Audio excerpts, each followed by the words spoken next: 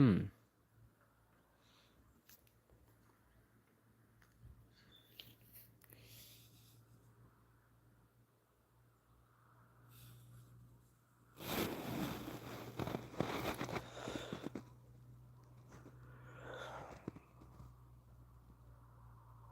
Sunday. Is it Sunday? It's Sunday. I thought it was Friday.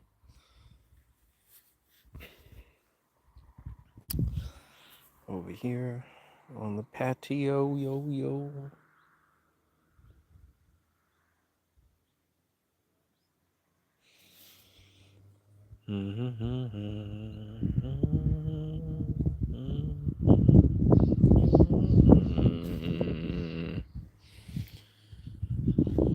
There's a nice little forest over there.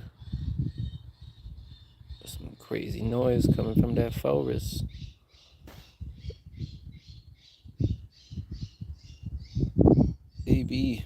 AB, what's good? We out here, man. We're just enjoying our last moments of being in this glorious land, the rolling plots.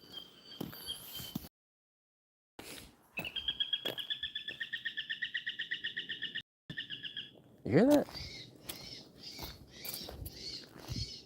The fuck? The fuck is that?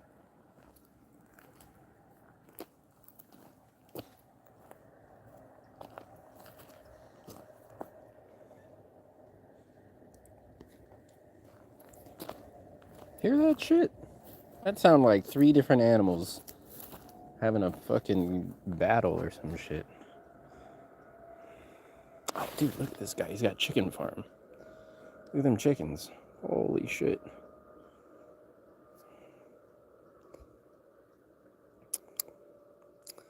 Just looking at the farm. Chickens are pretty big.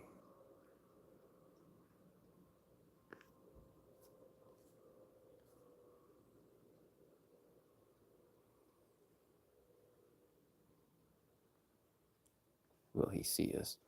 Actually, across the river, man, over in the village over there, I've seen, my God, the fucking largest I've ever seen in my life. They were like, I don't know, they were like bigger than like a 6-year-old, like tall, huge motherfucking chickens. I had to Google search it after I saw them. Just look up giant chickens in Germany. They got these fucking huge, like white chickens, roosters. I don't know what they were, but they were fucking frightening. We got the village of Neef over there. We got the village of Aldegun.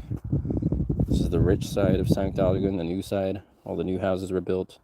I live in the north side. This is the south side. The north side, the hood. I don't know what to call it. I live in a whorehouse. I've been living in a whorehouse for like 3 years. I haven't really told many people. Well, it's a decommissioned whorehouse, decommissioned brothel. I have like a little back room. I don't know if it was used as part of the brothel, before they went under, but the building's been around since like the late 1800s, so I'm guessing it was like a brothel for, all kinds of fucking fascists. No, but yeah, but that's pretty much it, man. The old Nazi brothel. That's where I live. But I'm getting out of there, It's been a good time. It's been a good time there. I did a lot of art, did a lot of music. I just got done cutting some records. And I'm tired, man. Just got done cutting some records. The results were, good enough. GE, good enough, but could be better. But there was really nothing I could do about it, man. I'm working with these new blanks from France. Aesthetically, they feel good, but some of them had a slight warping to it, and the warping caused a little bit of fucking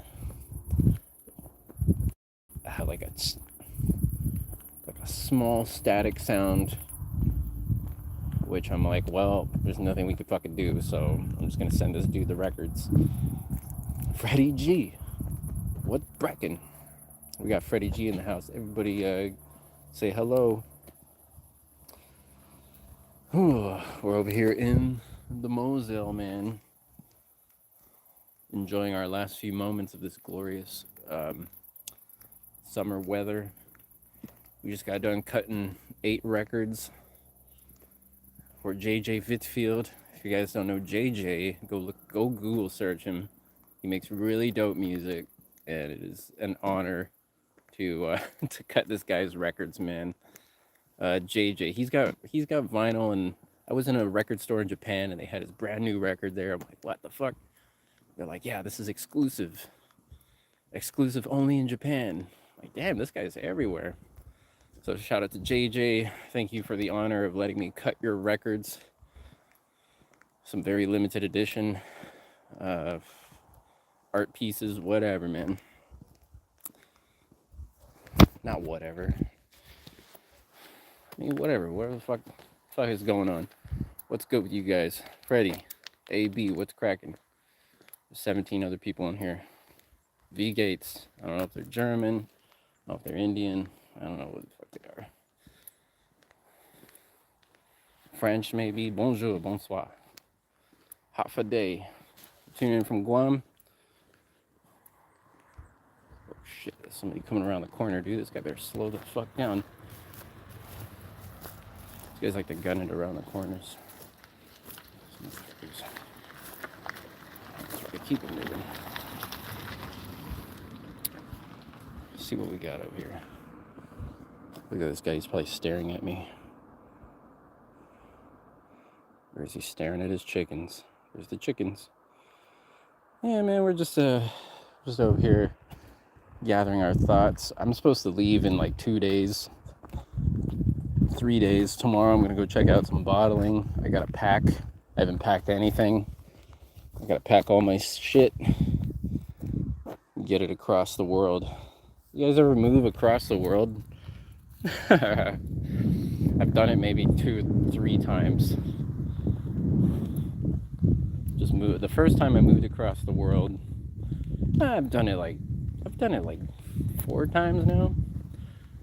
From Guam to LA. Then I moved back to Guam, so I guess that's 2 times. Then I went from Guam to Salt Lake City.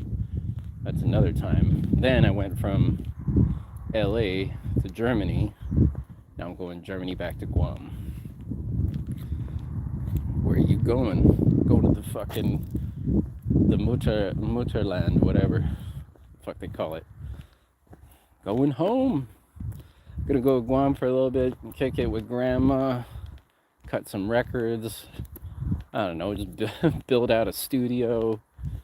Stay there for a little bit, stack some dough, make some money, or whatever. I don't know. Then get my ass to Japan, back to Japan, and we'll see what's happening.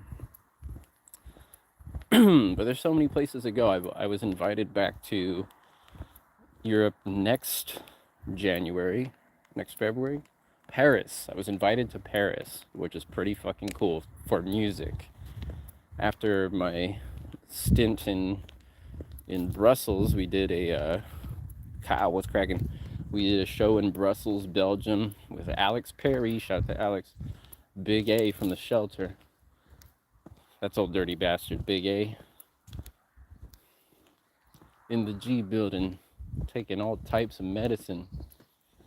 You thought you were better than? Hey, son. Yeah, so last week, the week before, during eclipse week, man, I don't know if you guys saw the solar eclipse. I fucking put on I got a few good photos of it. I put a little filter on my camera, did the ultra zoom on the Samsung, got a couple pics, got a couple vids of the eclipse.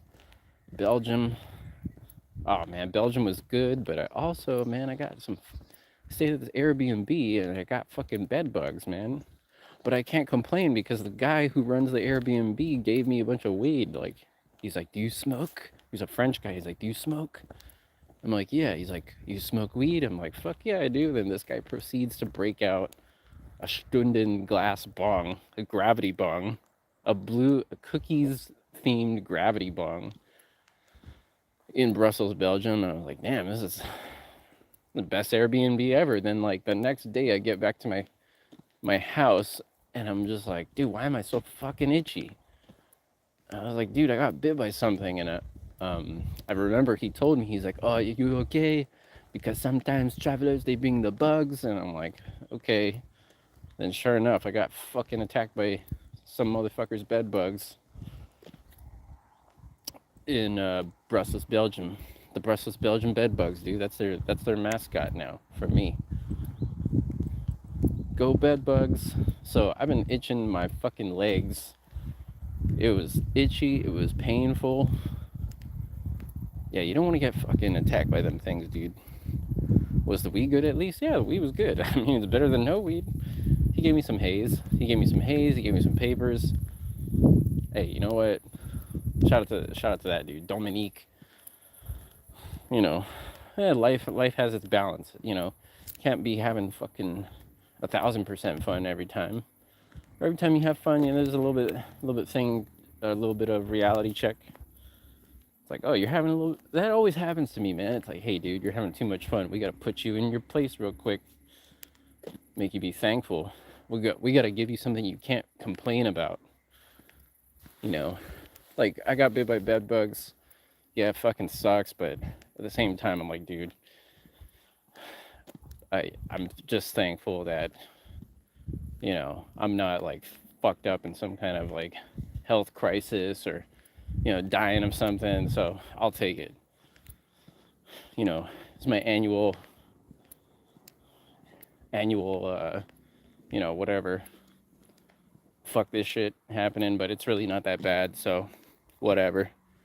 Happening before, shit sucks. Yeah, dude, I got bed bug bites all over my fucking legs. And then my arm started swelling up. I'm thinking, dude, am I getting bit by other shit? Because there was the bed bug bites, and then there was like some other fucking bites on my arm. Like the bed bug bites are just like standard, itchy. Then I had a bite on my arm that made it swell up like a fucking big ass lump. I'm like, what is this shit? And I was thinking it was from like a horse fly, because I had some like black flies, like two of them flying around my house. I'm like, maybe one of those fuckers bit me in my sleep. And I did my research. If a fly bites you, it's not like a mosquito. Like mosquito bites, they, you know, mosquito will stab you with their like needle, suck the blood out. A fucking fly doesn't have a needle. It just goes up to your skin and it creates a lesion. It slices open your skin and then sucks your blood out from the surface. Or maybe a spider bite. Yeah, spiders, whatever. I don't know, all the fucking, these European bugs. These motherfuckers. I've been bit by ticks. Dude, yeah, out here I've experienced like nature shit that I've never had happen to me before. Like, there was one year I went to go pick grapes. I harvested, I went home, and dude, I got fucked up. Like, I started breaking out in these like hives or whatever. I don't know what the fuck it was. I had like these red marks all over my body. They were itchy and it was painful. Like, dude, all over my body? Like, what the fuck? And when you sleep, it just feels like there's stuff all over you. I'm like, dude, is something fucking biting me on my bed? My bed was clear. Thank God. I didn't bring any bed bugs home, I think. But, yeah, spider bite. What the fuck is this? Hello.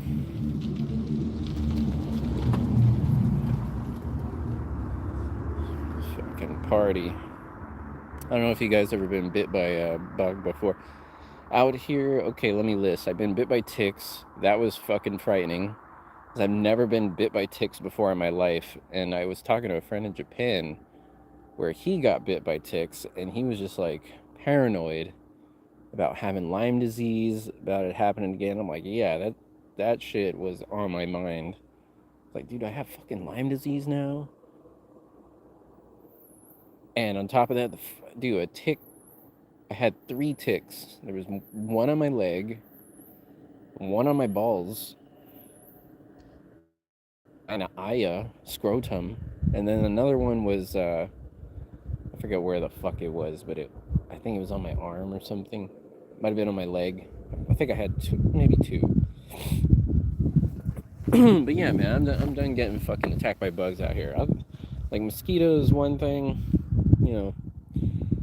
I mean, the cool thing about the village out here is that there's no mosquitoes.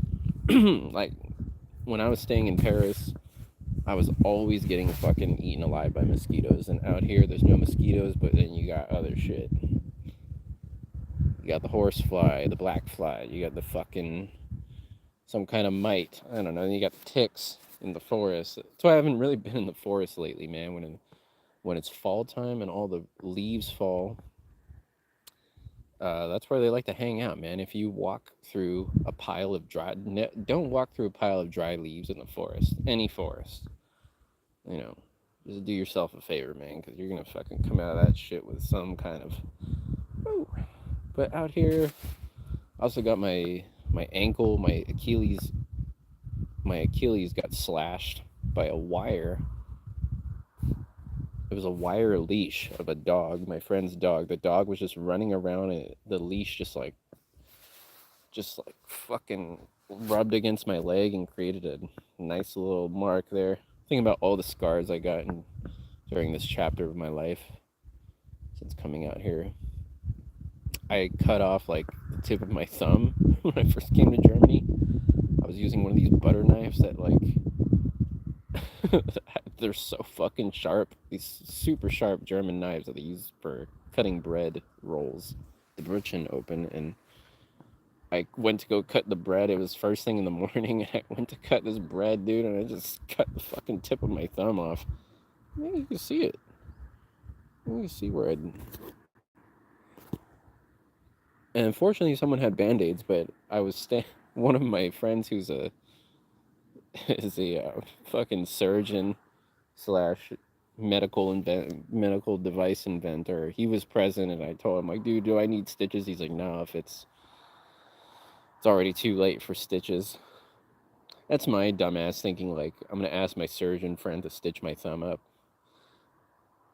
and he's just like, bro, you were not gonna pay me my rate for that shit. This guy, this guy's probably worth like, not worth, but you know, he's probably accumulated like fucking quite, you know, what, 9 figures? I don't know what it is, 8 figures in his life. Are we green screening right now? What the fuck is going on? The thought of moving to the forest makes me say no. I mean, the forest is nice though. It's nice. You gotta gear up. There it is. You just gotta gear up. You know. Um, just wear long sleeve, long legged pant stuff, and you'll be okay. Man, it's fucking beautiful. It's a beautiful day out. Beautiful Sunday. I gotta pack all my shit up. I gotta pack up my drum set. I gotta mail a few things. I gotta pack up the artwork. What else I gotta do? I gotta cook some chicken. Some friends are in Paris right now. I'm like, damn. I only have 3 days left. If I went there tomorrow night, then I'd be back Tuesday. Nah, that ain't happening. It ain't gonna fucking happen. Unless my flight to Guam changes, but I think it's too late for that. Oh my guys. But we out here, man. To the motherfucking. Yeah, let's go. How do I feel about going back to Guam? I don't know. Might as well try it out. My mother was like, you should try it out. Come take over this. My brother left his house, so the house is empty. Might as well throw Big Bro in there with his business. Like, yeah, try your business on this side of the planet. So shout out to Ma Dukes. Maybe seeing things that I don't see. I'm always, I don't like listening to anybody. I don't like listening to anybody, but sometimes it makes sense to listen to other people. You get the opinion of someone in your life, That maybe you can, maybe they might guide you in the right direction. You gotta repaint the walls on the part. I ain't doing none of that shit. I'm just gonna get the fuck out, dude. Have them deal with it. What are they gonna do? Send me a bill? That's the cool thing about moving across the world. You can just like leave all your fucking obligations. In Germany, you have to break down your kitchen. You gotta do. I'm like, dude, I'm not repainting the wall. I'm not breaking down the kitchen. The thing is, like, it's like, what are you gonna do with this spot? Like, fucking leave the kitchen there. It's part of the thing, you know. When I moved from Long Beach, man, that was kind of, I don't know, man. Maybe it's kind of fun. It's just like my style. I like to leave without telling people. I left Long Beach without telling my landlord because I was just so mad at them, dude. I was so mad after like the fucking rat shit all over my apartment, and nobody wanted to help me or anything. Like, they didn't even cut me any slack on the rent. I'm like, dude, I had to throw out my whole fucking apartment. Like, I had to throw out my bed. And so when I moved out of Long Beach, I was staying. I remember shout out to Colton, dude, Bolton. Bolton gave me his old couch from Minnesota. It was like a love seat, basically, and I slept in this fucking not dirty, but like this love seat, this old ass love seat that Colton's family farted on for like their whole life. And the cushions would always slide out. It was 2 cushions, and every time I sleep, it slides, so you couldn't ever get a good night's sleep on that fucking thing. I tried sleeping on the floor, I tried doing all this shit, and yeah, it was fucked up. And I remember the day that I was moving, the day I moved was like the day of my flight. I called my brother, I'm like, yo, can you come pick me up? And he picks me up from Long Beach, and I'm like loading all my stuff in, right? And I didn't tell my landlord. I was loading all my stuff into my brother's car, and my landlord comes out, and he's like, oh, hey, can I help you? I'm like, yeah, sure. He helps me load some things. He's like, oh, where are you going? I'm like, I'm going on a world tour. He's like, oh, whoa. Yeah, I'm like, yeah, man, I'll see you later. And I just split, and then like weeks went by, months went by, and they're like, yo, Ross, dude, where's the rent? And I just didn't reply, dude. I'm like, shit, I already paid you the rent. I cleaned out the apartment completely. I cleaned it real nice, cleaned all the rat shit, got all my stuff out of there, and I just left the keys in the middle of the fucking floor. I cleaned it, left the keys in the middle of the room. I'm like, there's nothing left for me to say. Like, I don't gotta talk to you fucking people ever again. And that's how I left. And that's always been a pattern for me, man. Like, even when I was a kid, growing up on Guam, my family moved to Washington State for like maybe a year and a half, 2 years. And when I left Guam, I didn't tell any of my classmates. I was like 5th grade, 6th grade. I didn't tell anybody. I just disappeared. And then I come back like 2 years later and like, holy shit, it's the dude. I'm like, yep. That's just sometimes how it goes, man. And plus, it's like, what do I need to fucking tell everybody for? I mean, I've told a few of my friends out here, it's like, yeah, I'm gonna do this. Maybe I'll keep the apartment, do that. I'm not like vocal about it on my Instagram or whatever, social medias or any of that shit. But it's just like, who gives a fuck? I don't know. But I think Guam will be cool for a few things. Not for many things, It'll be interesting to go back there with something. Because every time I went back, I didn't really have, I didn't have much. But I'm like, oh, I'm going back there. I got a business. I could just serve up people locally with the vinyl, serve up some tourists. You're in closer proximity to more musicians. Like out here, I ain't got no fucking musicians out here.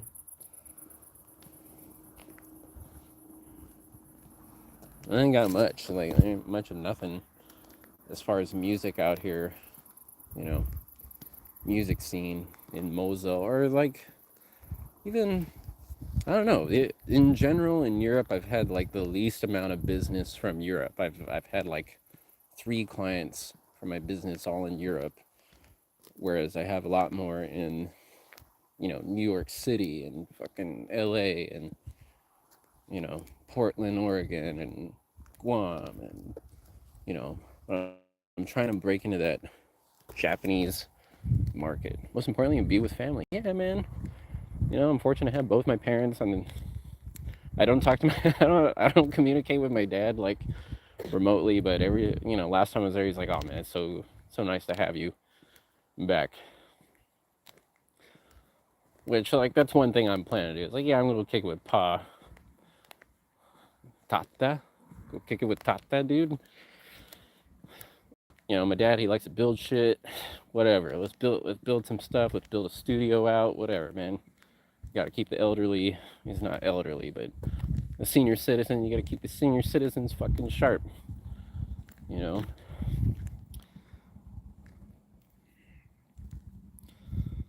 Trying to contact some of those guys. Well, mostly got families by now. Crazy thing is, like, most of my friends group, none of them have kids. None of them have wife or kids or any of that shit. So it's pretty cool, you get to go back to Guam. I'm in the same boat, whatever. Hang out with my chums, hang out with the boys, hang out with the fam. It's mandatory I hang out with my grandma. I gotta spend a few hours with her, every week. It's like I have me time to hang out with grandma because,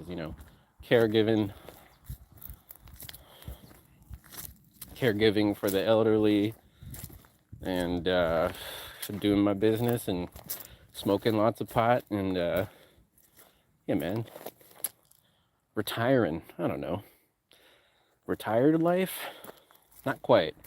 I really want to focus and just like, it's like, all right, dude, skyrocket your fucking business, your skills, whatever, all this shit that you've accumulated, and then, every once in a quarter you get to go on little tours.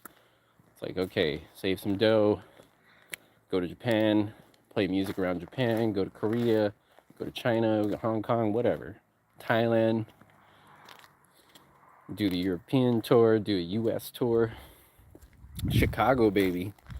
We're working on Chicago. We've already put it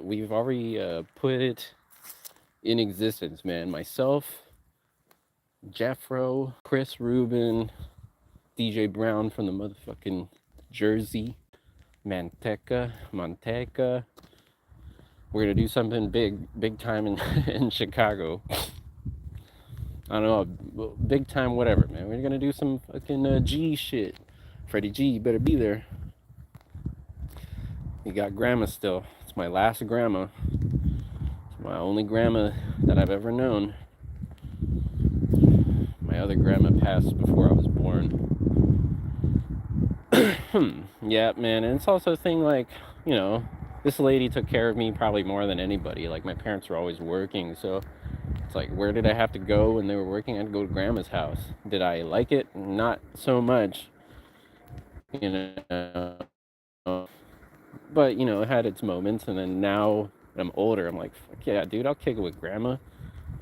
Fuck everybody else. Like, grandma's way more chill. Even though my grandma is old school Chamorro, she'll put me in my place. She did it a few times. Even though she's suffering from dementia, she'll be like, hey, you know who the fuck I am? Basically, like, hey, you better listen to me. I'm like, whoa, chill out, grandma. Went to the city yesterday, venue called Chicago Theater Works. The Chicago Theater Works. I was watching a YouTube video or Instagram, I don't know, one of these short videos that I've watched 10 million of in the past 4 days, but one was about the oldest how you say, not high rise, yeah, like a oldest high rise in America. It was built in the late 1800s and it's in Chicago. I can't remember the name of the building, but it's pretty cool. That I was like, dude, that shit was built in the 1800s? What the fuck? Like the late 1800s. Looks like a bank or something. Chicago Theater Works, you can rent it out. What's that gonna cost me? That's one thing, is breaking into music venues. Not breaking in, but like, getting your foothold in these music venues. it's still like, holy shit, the moon is out. I don't know. For me, it still feels like a bit out of reach. It's like nobody knows who the fuck I am. I can't sell tickets, or I can. I don't know. I could sell like 3 tickets in a city. First off, I don't know who the fuck is gonna buy tickets. I don't have any artists that know me that it's like, yeah, open up for fucking someone's, like, never been an opener for a bigger name or anything like that. Just been like just me. Might be on a lineup of like, 10 different beat makers or some shit. But yeah, man, I don't know fucking music. But yeah, going to Guam, there'll be some music. I like to do some radio. It's an opportunity to do radio. So maybe I can hit the airwaves, the FM station, dude, the college campus. Get all them little motherfuckers listen to the beats. Just straight up beats. That would be pretty cool. Just straight up listen to instrumentals. Nasty instrumentals late night on an island. Had some cool people out of Chicago. Chicago, man. Chicago's always been cool. I love my Chicago peeps. I say it's always been cool. I've only been there once, but fuck, would I go back again? I'd love to. Love to get back to the Chi-Town. Preferably in, when I went there it was raining. Preferably when it's like not raining, but yeah, shout out to Freddie G. I remember this dude picked me up. This guy picked me up from the airport. Fucking dude picked me up. Freddie G picked me up from the airport and we just started, he's just like, smoke this shit. Started smoking out the fucking car, dude. Driving around in this Chicago, and Freddie also pointed out, he's like, yeah, it's cold here all the time, so naturally it's just like a cleaner place. It's like a more sterile environment. It's not festering like fucking Los Angeles, Look at this guy. What is this fucking guy doing? What are you doing? That's what people do out here for fun.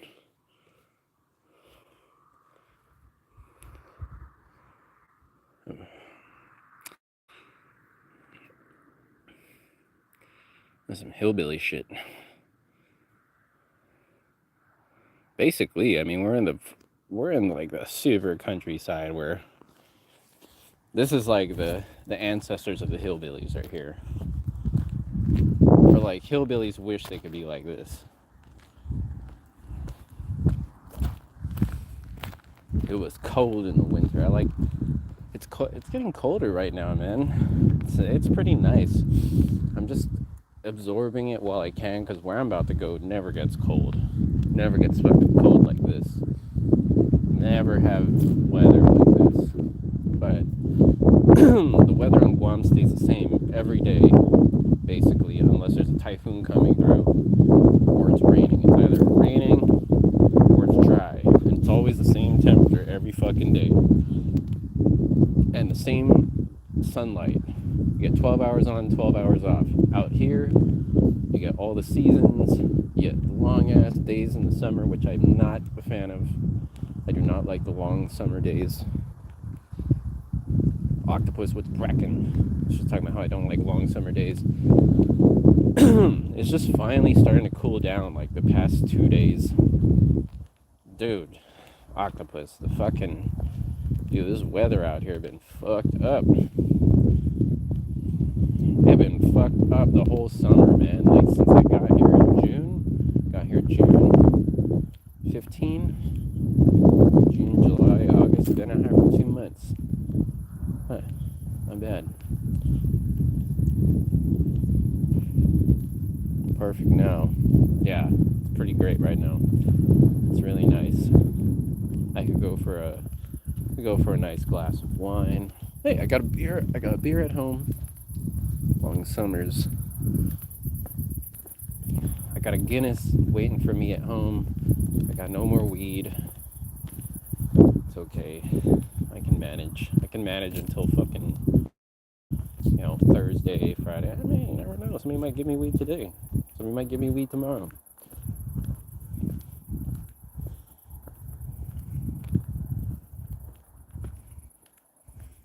But whatever, man. Gives a shit. Octopus. We'll be back, man.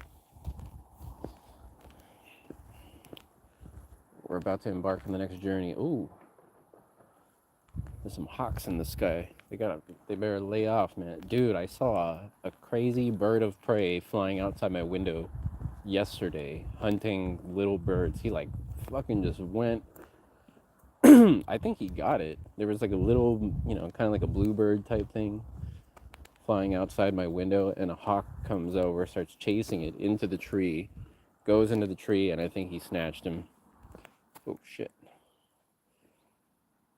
That homegrown blueberry. 580, low 60 in Chicago.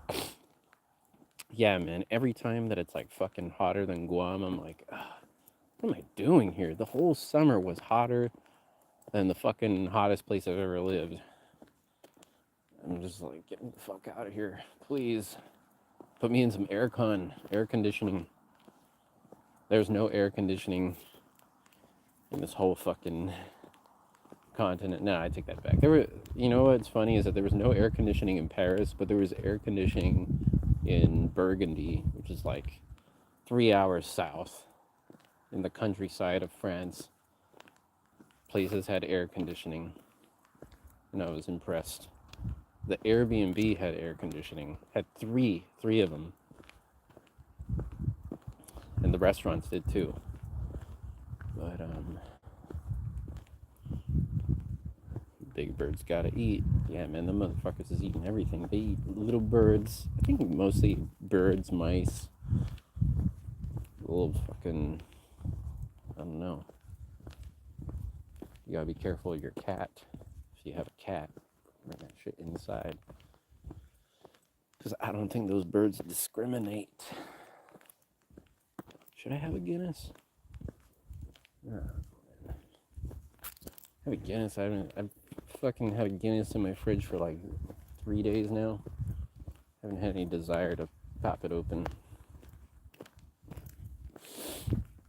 Any of you guys drinking?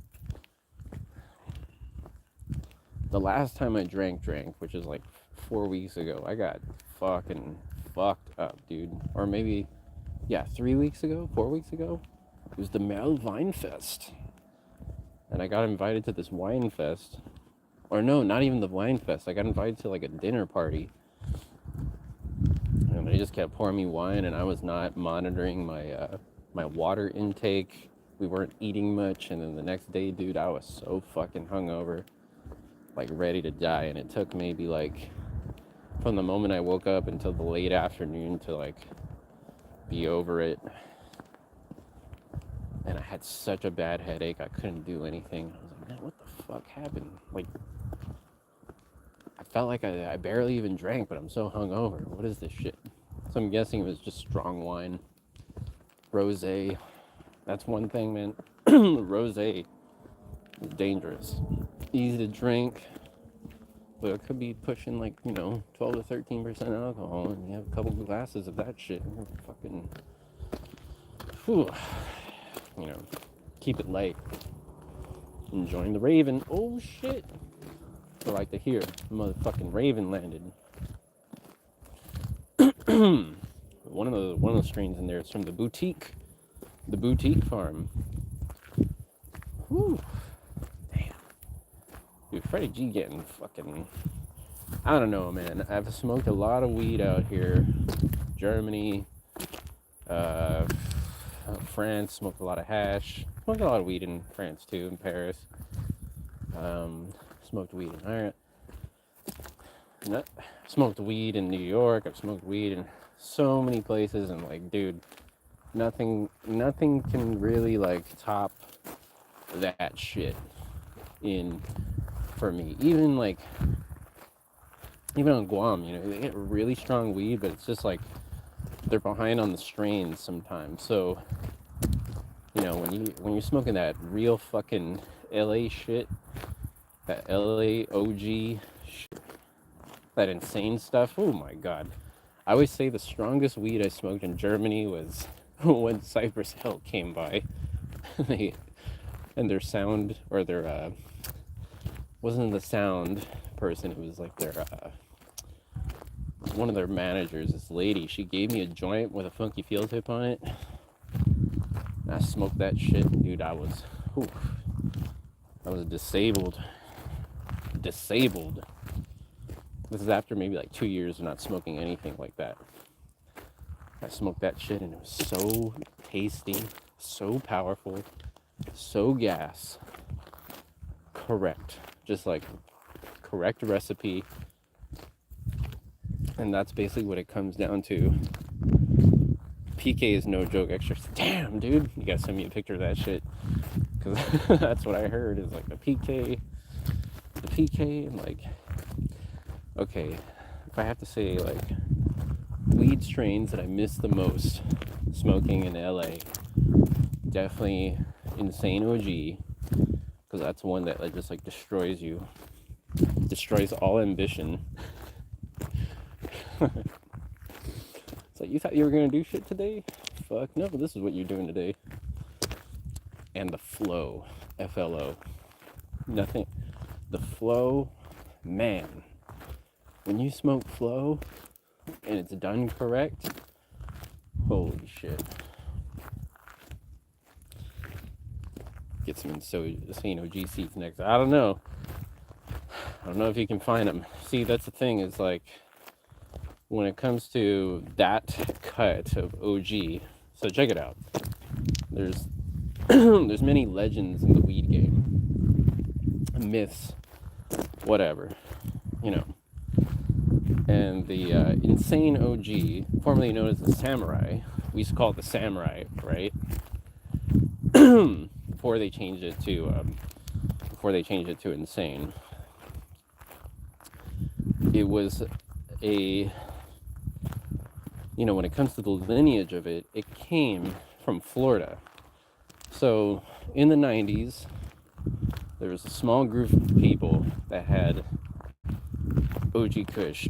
And this OG Kush that was from seed, they had a mother, and it was based in Florida.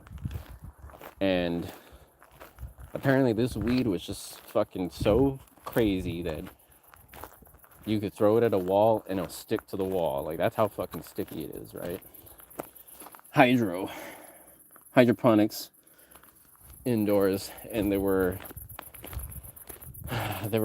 maybe like 7-10 guys that had it, right? And they were a very closed circle that they kept the genetic.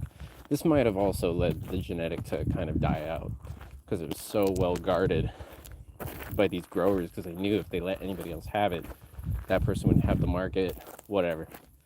So there were 7 homies that shared this strain,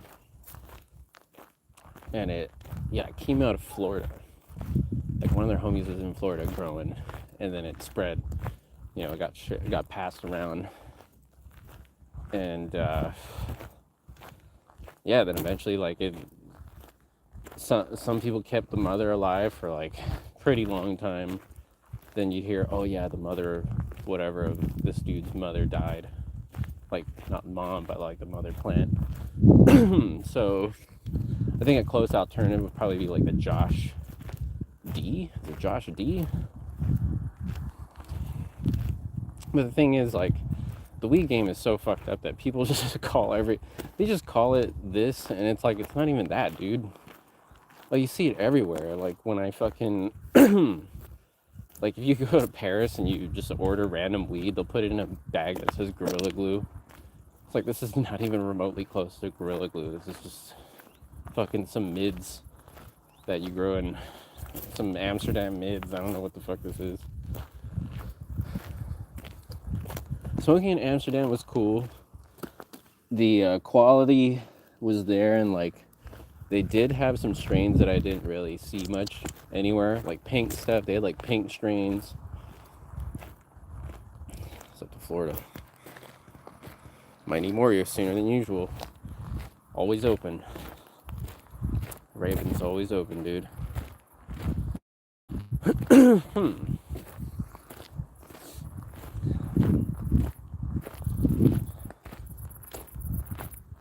But yeah, so the fucking strains, man, like some people say, oh yeah, we have Insane OG in stock, the seeds. Is like, I doubt that because those motherfuckers don't give out seeds for that shit.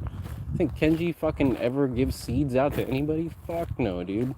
The only time that you ever get an Insane OG seed is if you're lucky and the bud has a seed in it. And you take that seed and you're like, oh my god, what the fuck?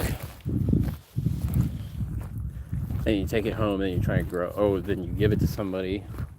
Actually, you know what? I did that one time. I did find a seed of Insane and I gave it to my cousin on Guam.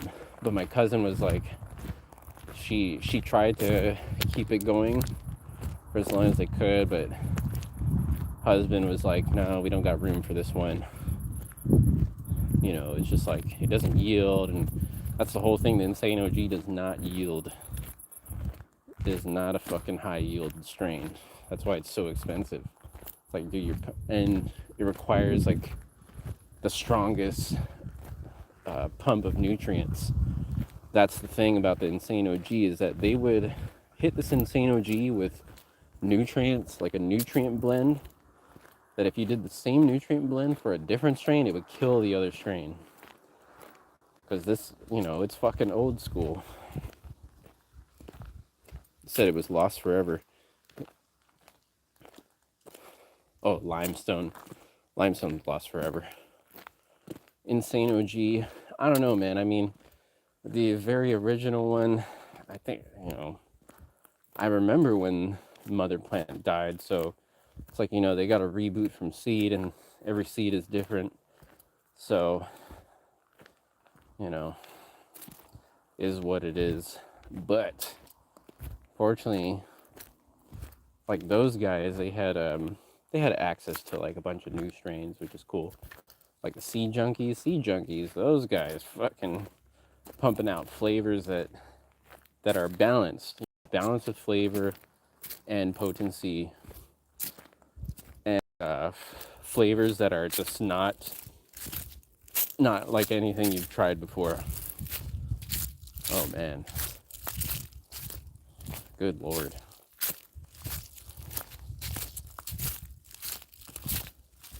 You ever go through phases with weed? Go during winter time in a wooden cabin. Do you need a light? I have a fucking LED light over here. Octopus. I mean, got paper shipping.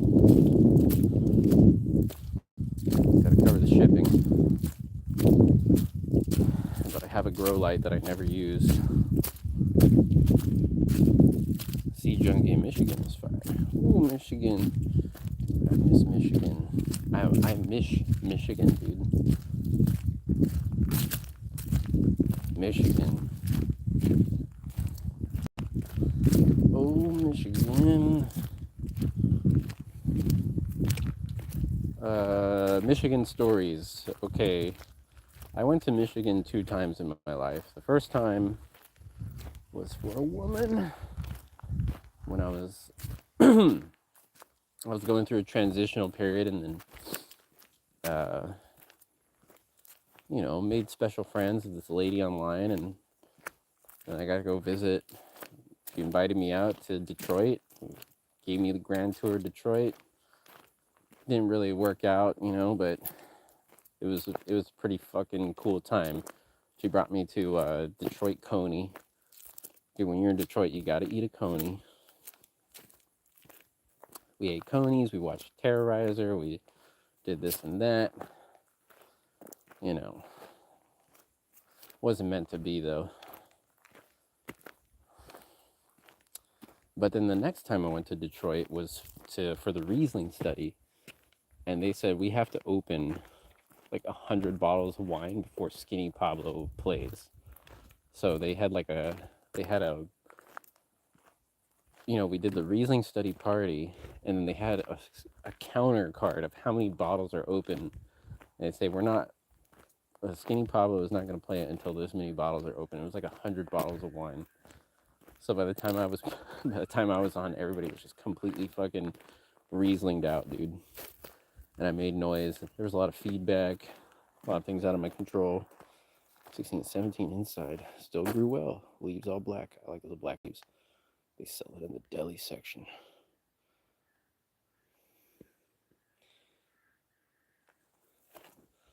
Oh. I like those purple buds. Black bud. Changes the high, though. I used to be really into like blackberry stuff, you know. When I first moved to LA, I was always looking for, man, what the fuck was it called? Like black, not black domina, like black something.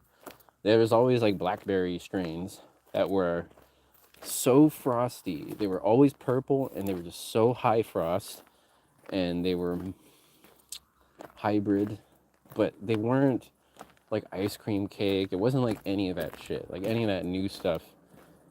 Fucking ice cream cake, dude. It's like it's probably one of my least favorite fucking strains ever.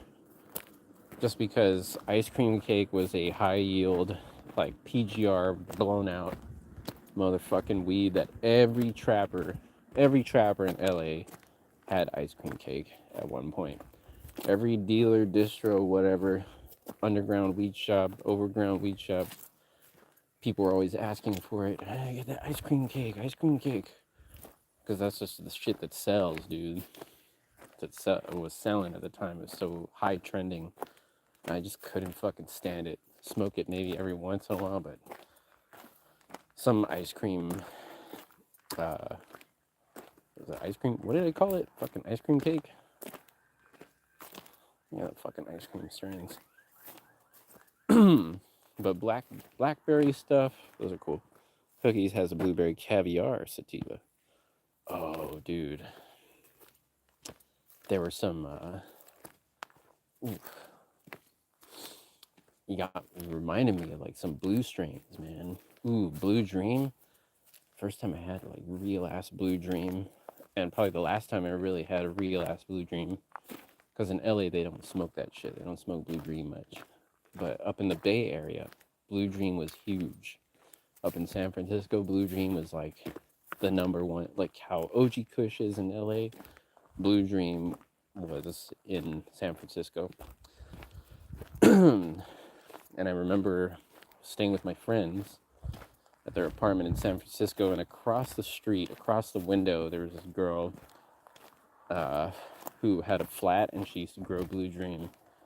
So we'd go over there, go to her basement. She had like fish tank and all this shit, like a nice like flat, like a loft almost.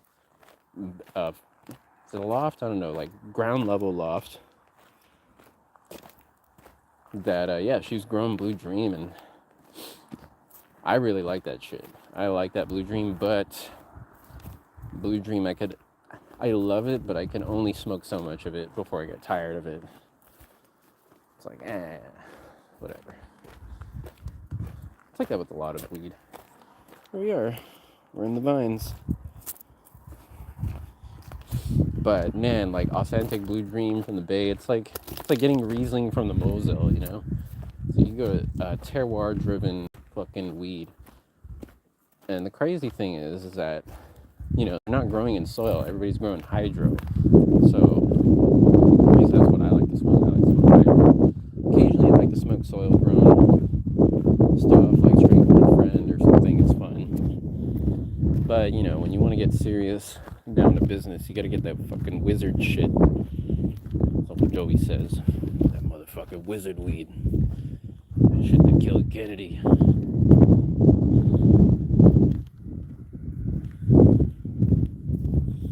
That's the shit you want.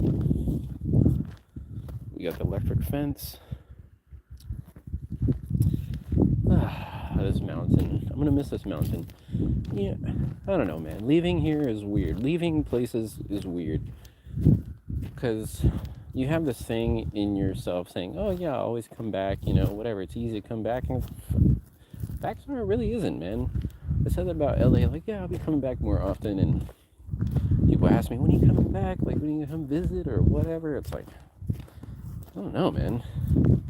Maybe it's just a phase in my life. Like, I could be fucking time flies, man. I could be fucking 80 years old looking back on my life and be like, I remember that one time I lived in LA.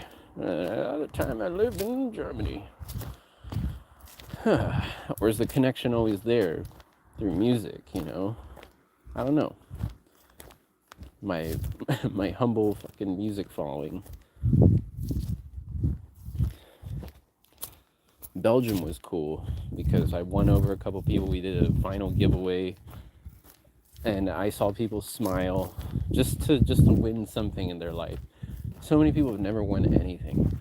I was someone that never won any I never won a raffle in my life up until I went to Rap Cats and I won a beer. It was a Mad Lib Quasimodo 40-ounce beer. And I win this thing. There were only like 10 of them labeled. It was a Quasimodo Mad Lib beer, 40-ounce. Basically, they took a Miller 40 and they put a label on it. And everybody wonders. They gave away like 10 of them. And I get mine and I just start chugging it. I just crack it open and start chugging it. And dude, owner of the spot was like, "You're not gonna let it ferment?" I'm like, fuck no, dude, you drank that shit. You drank. You know, people used to call me Zauber. Visit. Zauber. We're going up the mountain. Mountain number 2. Yeah.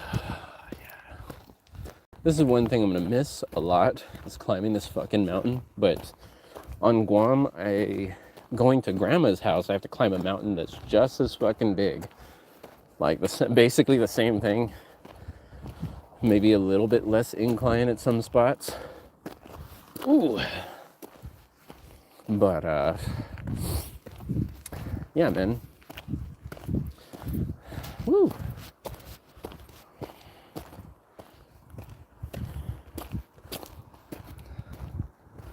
Permit for beer. Zauber. That should be a fucking band name, dude.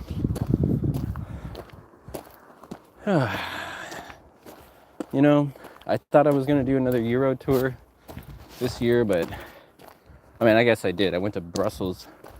My only show in Europe here was Brussels, Belgium. I was thinking, yeah, I'll do Berlin. I'll do all this shit, but you know what? We'll fucking save it for another time. When I actually got the funds to back a fucking world tour, man. I don't know if you guys noticed, but a lot of music festivals have been getting canceled. A lot of live shows have been getting canceled.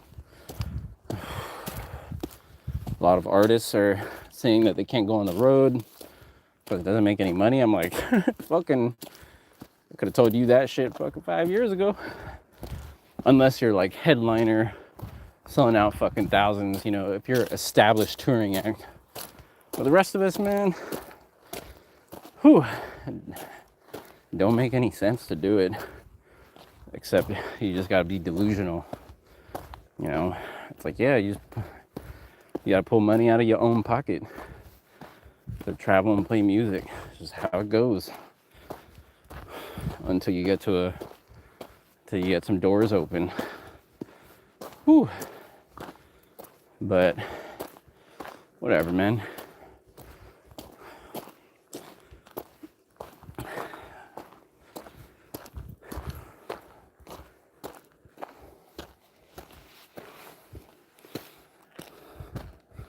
Hey, beer. I hate that I love it so much. Whew. Biru. I like a good beer. Japan had really nice beer. The Guinness in Japan was really nice. Whew. Ooh.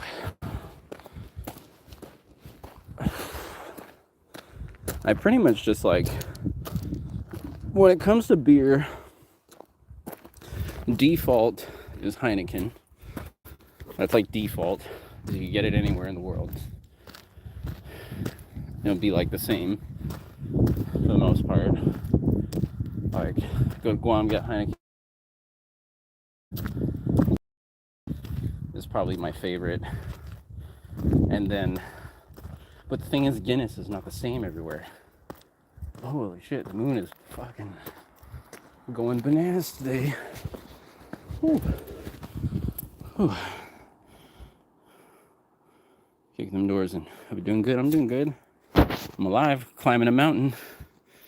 And the moon is right there. Look at that shit. Woo. Damn.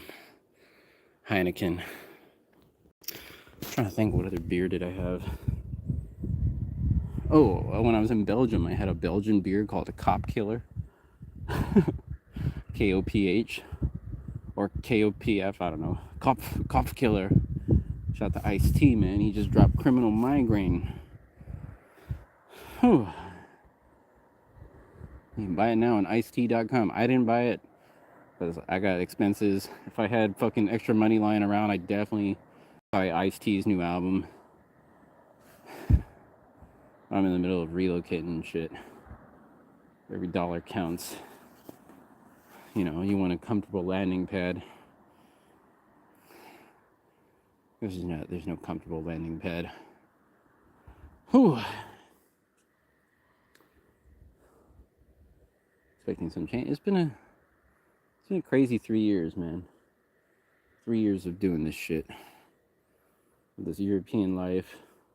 I had it all. And yet I had nothing. I had it all, man. Got the full experience. Whole living of life. There were good times. There were some not so good times. There were times of, most of it's been great though. Fuck am I saying? Came out, didn't go to jail. Didn't go to jail in Europe. Didn't get kicked out.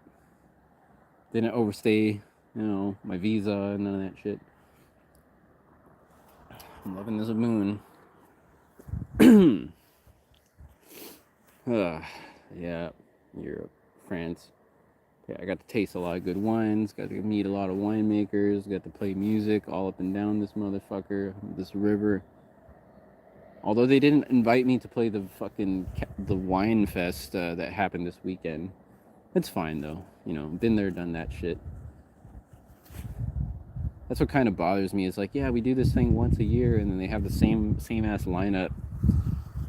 Of course, I'm like, why didn't they invite me? I'm like, I know why they didn't invite you, because your music is too fucking dark, dude. They don't want that shit. I don't know. In Germany. I had one time in Germany, they're like, can you play something a little bit more happy?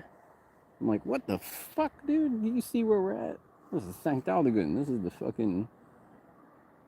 This is a fucking medieval village, dude. How the fuck are you supposed to play happy music over here? No, I'm just kidding, but... I had some happy times. They just don't want me scaring all the fucking old people away. It is what it is. The journey is the destination. It's way darker over here. What do you mean darker? The sky or the Heineken? I don't know, guys. If I had to look back on my time in Europe, in Germany, Paris, malls, how can I describe it? I can't even describe it. I have a whole album dedicated to this fucking shit. An album and a film.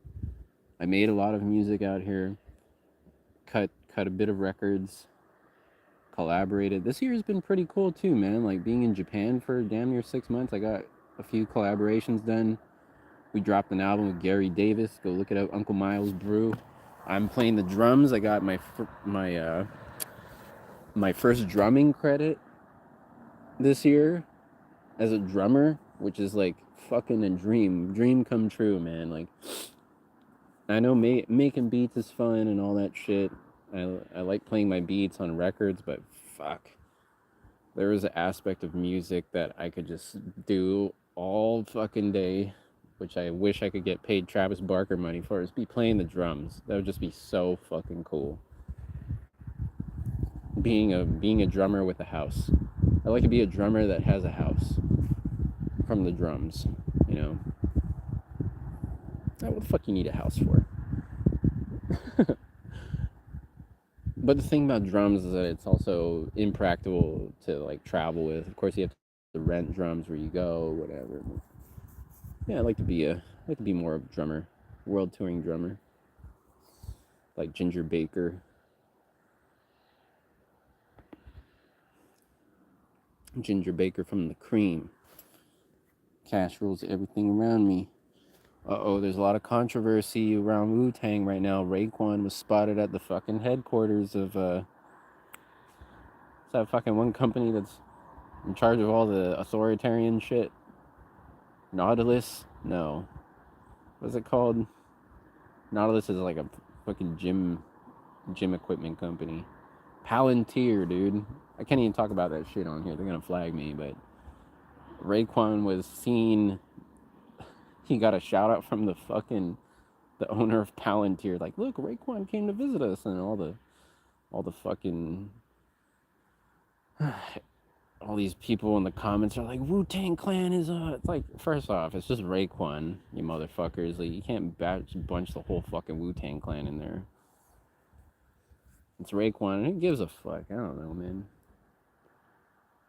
Your man worked with one of your favorite winemakers. It's cool. Uli Stein.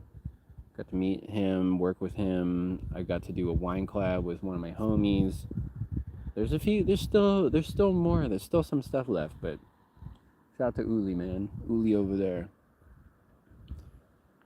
Uli's a peculiar dude, man. And I wish him the fucking best, you know, in this next couple years of his life, because, you know, he's got his stuff that he's dealing with, you know, as many people do when they start to grow in age, when they start to age. That's one thing, is like, what I'm wanting to do now is like really take care of myself, and so that by the time I'm like, you know, my grandpa's age, when my grandpa died, I could be in like maybe better shape than that. Although you can't stop it, but, you know, I want to be fucking jumping up and down when I'm 70. See some people do it. Maybe try playing in a band or something. That's one thing, you know, playing in a band. I think what I would like to do is produce more records as a drummer. Like, hey, I'm a drummer. Get a band together, do recordings, and, you know, cool thing about Guam is there's a lot of well-trained musicians over there that can read music, they can improvise. That they're playing is not quite aligned with me, but you can make them, you can show it to them and be like, can you play this? All right, play it like this, and that's what a music producer does. So you could be a drummer and a music producer, be like, all right, this is the beat that we're gonna fucking rock to. You lay down your drum breaks, your drum patterns, and then you have to tell the other musicians how to play to it. So that would be something cool. But playing in a band, yeah, man, I like to play in a band. I like to play in like a three-piece, either a three-piece band or like a big band would be cool, but three-piece is nice. One thing I like to do is be a drummer and a vocalist at the same time. Like, play the drums and fucking rap, play the drums, sing a tune. Oh shit. Speaking of trio, check this out, man. You guys are fucking missing out. If you haven't, this one's for Octopus. Die drei Pfeifen. Die drei Pfeifen. If you guys don't know about the drei Pfeifen, also known in Espanol as los tres chiflados. Chiflado? Los tres chiflados. The drei Pfeifen, aka the Three Stooges, man. I've been on a fucking Three Stooges binge marathon. Hundreds of episodes are on YouTube. Just look up the Three Stooges YouTube Travis Barker documentary. New guy from Guam. Everyone called him Guam. There's a guy from Guam that everybody calls him Guam. He's a comedian at the Comedy Store. Everyone calls him Guam Felix. Actually, dude, that guy fucking Jimmy.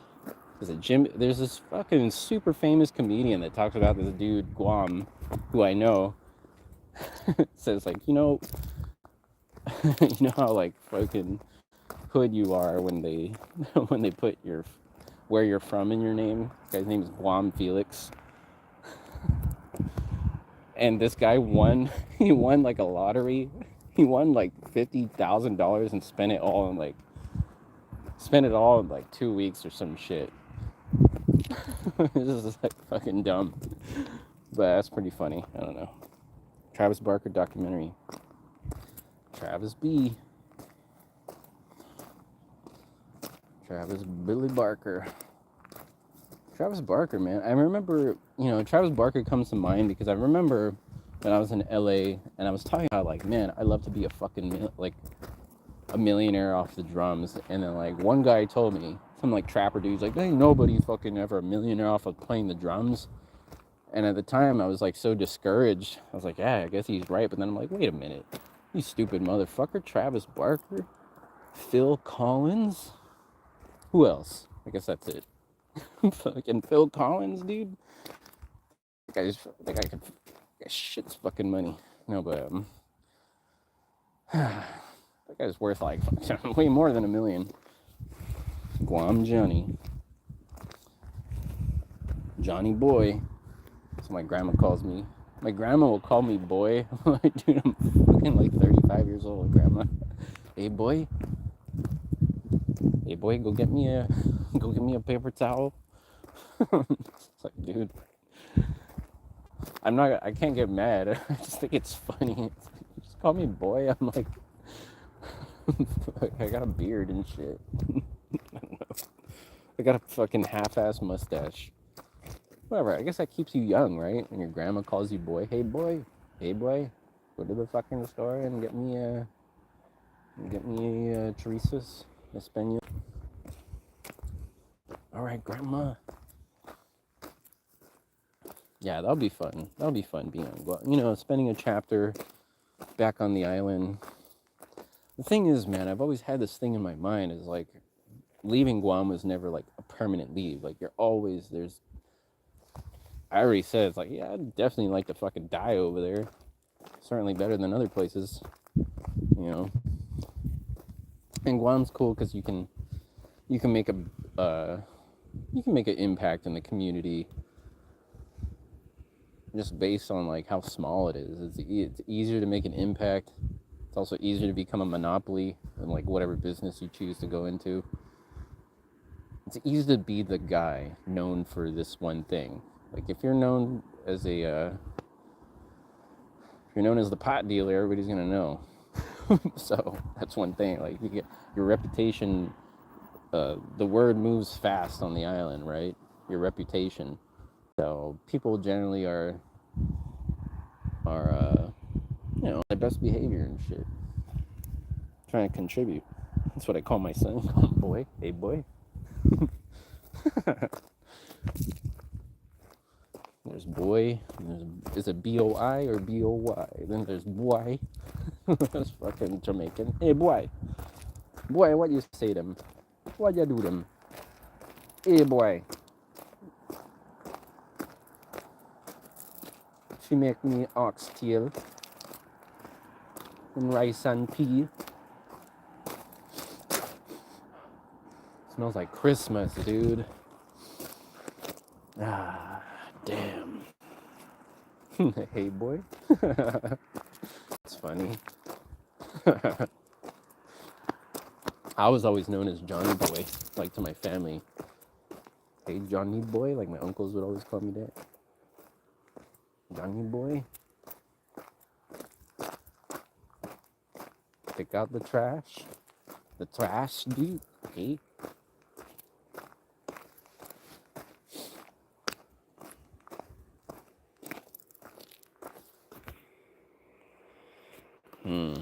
Yeah, man, I don't know. We still got our dreams. I'm still a Ute dem in my heart. A lot of things, man. I don't know. But being a man in this world, dude. Being a man. Yeah, Europe. Yeah, a lot of closings of books, of chapters in my life. I was in a relationship for some time. and then I had to stop it. I had to stop the thing. I had to fucking, for my well-being, that was like, that was a hard thing to do, but it was also just like, then you go through time of grief a little bit, then you go through a time of like, man, what the fuck? and then you go through the time of like, all right, let's fucking move on, dude. And then also just other things. It's like, you think about sometimes you think about what ifs, like, well, what if I wasn't doing that and I was spending my time doing other things? Like, nah, you can't think that way, dude. Whatever happened, and just be thankful that you got to go through the experience and learn a few things about yourself. That's another thing, is learning about yourself and your preferences in life, man. Your tastes. Like, what is your taste? What are things that, and it's not just even in that relationship, with like friends, people you're friends is like, what are you willing to put up with, or what are you willing to tolerate, or what do you, and you gotta, you gotta pick and choose who you want to be around, really. Like, what do you want to be around? Because who you're around will determine the fucking outcome of your existence sometimes, It's like, okay, you want to hang out with a bunch of motherfuckers that are on heroin? Well, you're likely going to be in that group, or you're going to be with a bunch of motherfuckers that are doing, holy shit, there's bats flying around, world traveling adventures that go big balling and, whoa, fuck, collect watches and make meals and live life to the fullest and have fine taste in arts and wines and sciences and good times, I don't know, whatever, food, I don't know, man, whatever. But that's another thing, is like, going to Guam is also going to put me in an environment where, it's going to be a little hard for me. I know it's going to be a little bit of a challenge, because I'm not going to be surrounded by fucking avant-garde artists. I'm not going to be surrounded by fucking philosophical minds and people who are, expressing themselves in a different way. Or maybe not, I never know. But the thing is, I already know, like, based on, like, let's say my friends that are already there, like, they're not into any of that shit. They're still into, like, the same shit they've always been into. Which is cool. But at the same time, man, that's one of the things where I look at myself.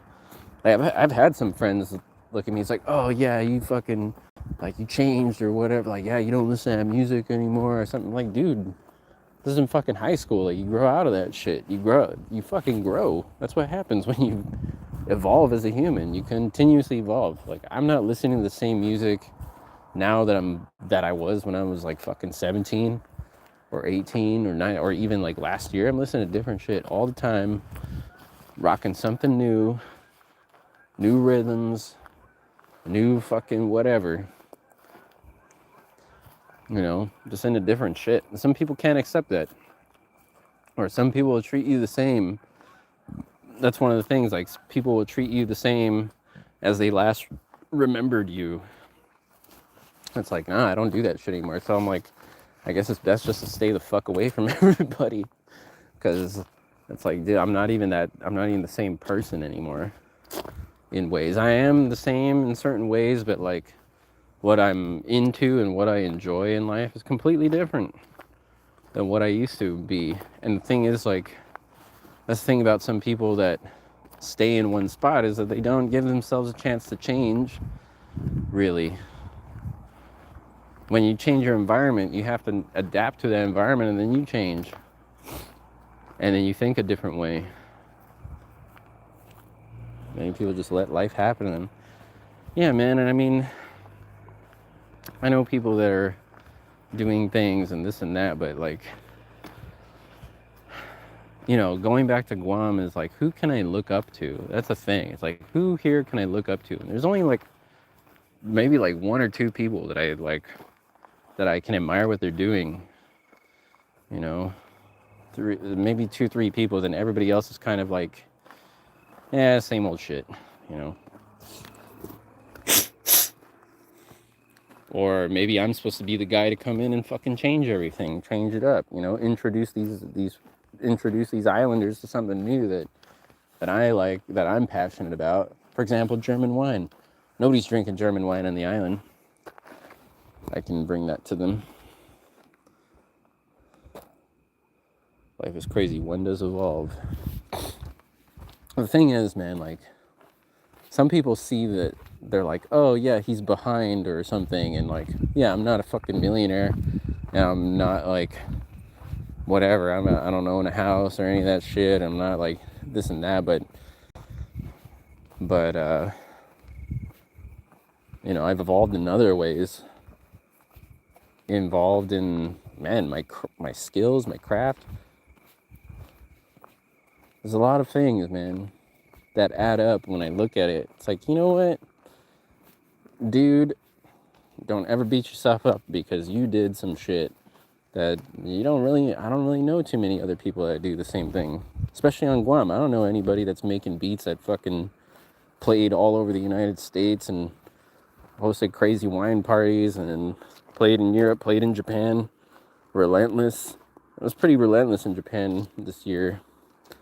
Doing all the radio shows, playing out, Osaka, Tokyo, playing the drums with Japanese artists, recording, made a record in Japan, did all these things, man. And the thing is, I don't know what it's fucking adding up to, but I'm glad that I did it. I'm glad that I fucking took some risks in life, man. Going into the unknown. There's a lot of people who play it fucking safe. It's like, which is fine. Some people gotta play it safe. You got but I'm the type of motherfucker that I had nothing holding me back. It's like, yep, just go, fuck it. Like, dude. It's the reason we are here now. We're all here for a reason, because some caveman jizzed in a cave woman, and then, we all came from that. Oh, I'd say caveman. The first man, first woman. And they made sweet love. Well, we all have a shared ancestor somewhere down the line. If you go back far enough, it's pretty funny. Yeah, man, you see that we're all one. But the thing is, for me in this realm, one thing that scares the shit out of me, especially like being on Guam, or like eventually I like to have a kid, but it's like, man, you gotta have like a perfect situation, because I don't want to be like inbreeding. That's the thing on Guam, man. That's the thing. Like, it's easy to inbreed over there. I know people that went on, they were dating and then they wind up at the same family party. It's like, oh yeah, this is your cousin. Spit out the fucking Guinness. What? Oh yeah, you guys are first cousins. Hey, that was pretty common practice though back in the day on the island. That's why my fucking right leg is shorter than the left leg. Because some motherfucker a few generations back decided to marry his cousin. Can't deny that. And Joey Diaz always talks about it at Cuba. He's like, listen, dog, they had no choice. They were inbreeding. You come out with a fucking, these big earlobes. Sounds like a punk rock band. Grandma Cool, Phoenix, Primal Love. Dude, there are bats flying around. I don't know how to feel about it. I heard that if you wake up in your room and there's a bat in the room, you have to get checked for rabies. Like, mandatory, get rabies checked if there's a bat inside your apartment. Dude, that moon is slamming right now.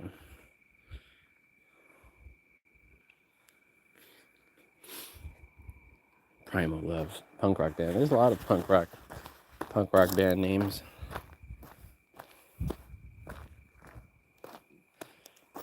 any kind of like dirty fucking whatever, it could be a punk rock band name. My punk rock band name is called the Wet Specimens. A wet specimen is like, in Philadelphia, they have the Mutter Museum, the Mother Museum, the Mutter Museum, and you go in the Mutter Museum, and it's like an oddities type of museum where they have skulls of like mental patients, they have like conjoined twin skeletons, they have like elephantitis skeletons, like all these fucking Joey Diaz, Uncle Joey. I hit up Uncle Joey a few months ago when I was in Japan. Just tell him, fucking love him. I love you guys too. That's what I do. Maybe once a year, I just text everybody I know. Say, hey, I love you.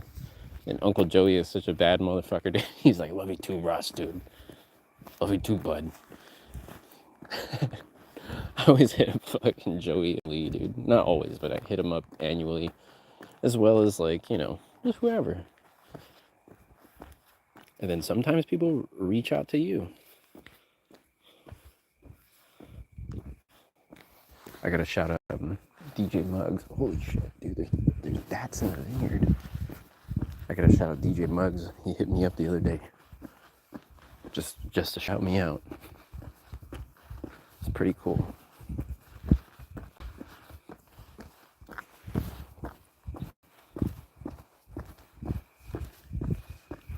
Hello. Yeah, so shout out to fucking Muggs. I say, your environment, you gotta be in the right environment. But fortunately, we have the internet where you can choose what you consume and you can choose who you look up to. And I really admire DJ Muggs, man. Like, I admire his work and like what he's doing, how he did it. How he did it from the beginning up until now, dude. He's just always done such a good job. He's a very peculiar guy. Like his style, and that's the way it's executed. It's just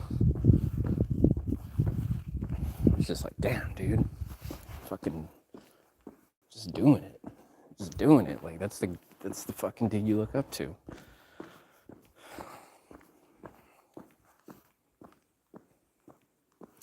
Yeah, Muggsy. Yeah, so Uncle Muggs, dude. Shout out to DJ Muggs. Yeah, hit me up the other day. That was a surprise. It's always a pleasant surprise when one of your like mentors in his life reaches out to you. Ain't for nothing. Just say what's up. Like that's a cool thing. Not cool. It's like I don't know. We're all in this together, man. But Muggs is also a guy. When I saw him in Japan, I'm like, how you doing, bro? Like, what's good? And he just says, this is a guy that's got everything, right? He could have anything, whatever, anything, and he's just like, I'm just figuring it out. That's what he said. I'm just figuring it out. I'm like, damn. It's like some people you go up to that you think have, it's like they appear to have everything figured out, and then they hit you with that line. It's like, I'm just figuring it out. I'm like, damn, dude. That's a fucking humble and youthful approach to life. And I like that. Just figuring it out. That's what we're doing.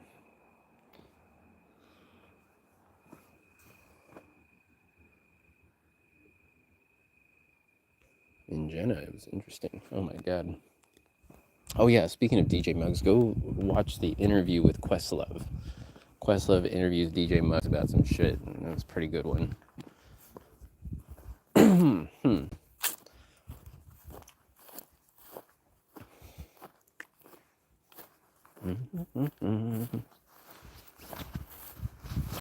Yeah. Ooh.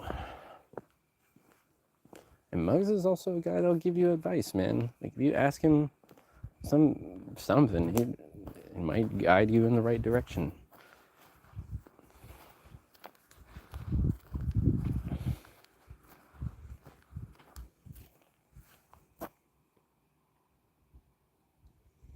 That's what we always do before. What for? Let's go back to HQ, man. Now, my whole thing is like, I'd really like to keep my spot out here, but at the same time, can I justify it? It's like, all right, it's gonna cost me a couple $1,000s a year to not be in an apartment, plus plane flights, plus buses, plus, you know, this and that. So I'm just thinking, maybe I should just let go. Just let go, and I could use that money I could use that extra, dough lying around for something else, for paying for plane tickets, for paying for other things, Airbnbs, whatever, man. It's one of the things. Seeing dope interview. Part of your studies for occupational therapists. Occupation. The occupation, dude. Occupy Wall Street. Do you guys remember that shit? Wasn't that a thing, like Occupy Wall Street? Fucking what? I gotta Google search that shit. That's like one of the long forgotten, long lost protest movements or some shit. Occupy Wall Street. It's like, yeah, that shit obviously didn't. Whatever you guys were trying to do did not work. Whatever impact you're trying to do, because these motherfuckers are still just going strong. Let's see how the body works.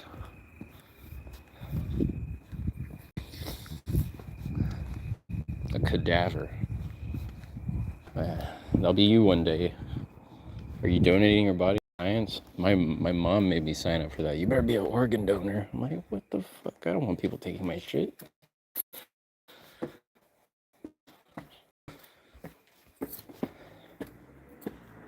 In the ghetto. Oh.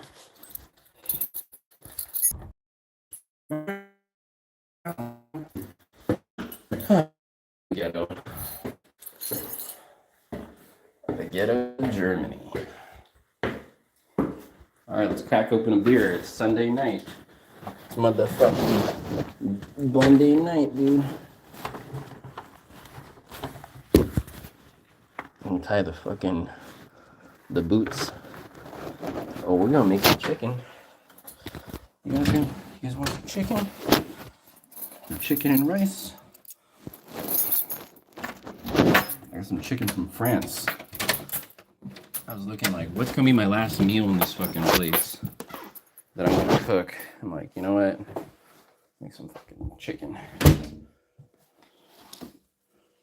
Formaldehyde. Yeah, so it was a wet specimen. That's what they call it. Like when they put it in the formaldehyde jar. So that's my punk rock band name, the Wet Specimens. Ah, damn. Should put a record on music. I gotta plug it in my motherfucking. So right here, I gotta preserve my battery.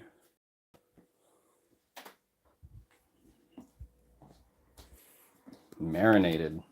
Oh my god. Okay, who in the chat room is donating their body to science? I feel like I've already been a science experiment. Feels like every day is a science experiment in your body. It's like, what can I put in this thing and what will make it digest best?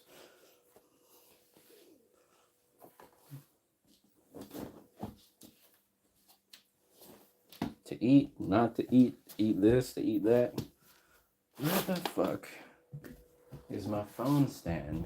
This is what I want to know. Where did you put it? Where'd you put your phone stand, boyo?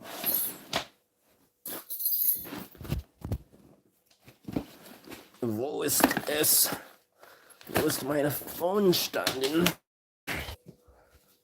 Standen. That's my fucking my made-up German slang, dude. Stunden. Standen. Brandon. Camden. has been blasting, smashing, tasking, Tascam. What are you doing? I'm looking for my phone stand, my tripod, but my place is a fucking mess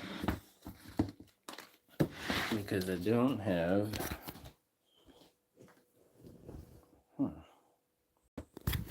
Hold on. What the fuck? Oh, there it is.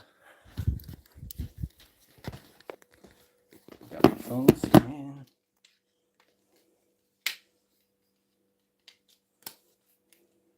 Yep. You put on the weapons test list. My messy apartment. I did a few things today. I did a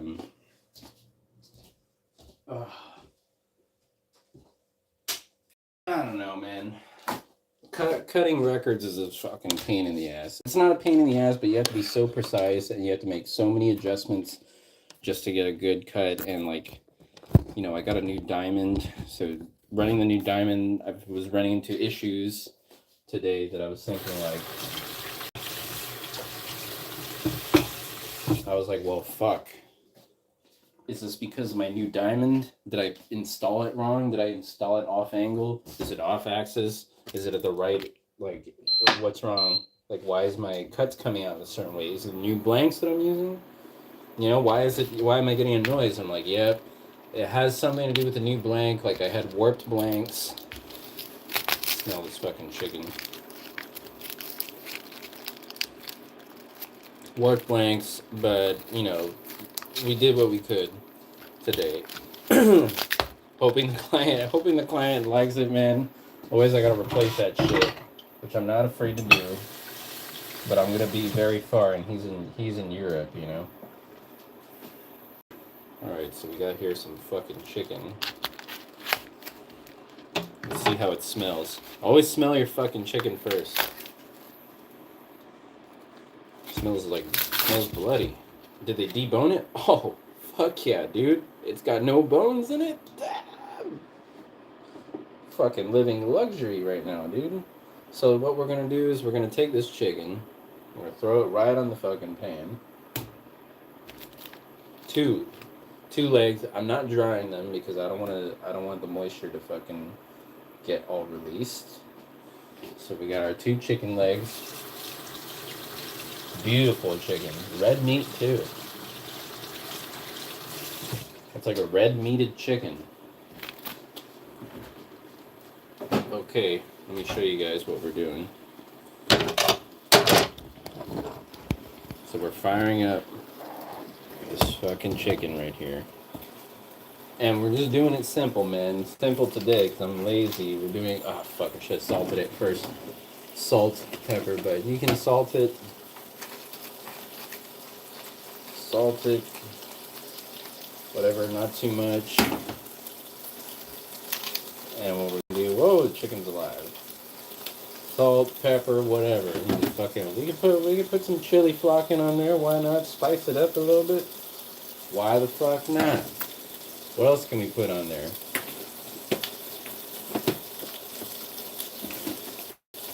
I mean, we could do a little bit of Jamaican right here. This is piment, Jamaican spice. I'm going to use it in Jamaican cooking a lot, so I'm going to put that in there. Sprinkle a little bit. Probably use a little bit more. We can use more.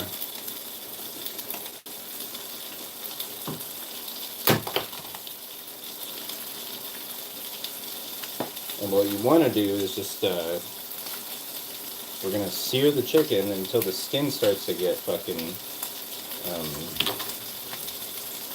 oh man, this thing smells good already. So you want to render the fat. Sear the chicken until the fat gets rendered. Ooh, we got coriander. Get a little bit of that Thai. Coriander. Coriander seeds.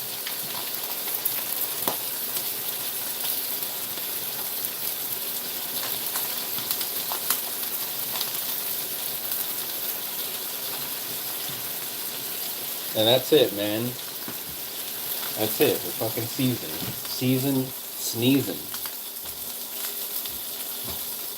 You know, if we really want it to fucking spiced up, we could put some of that Scotch bonnet on there. Fuck it. Scotch bonnet?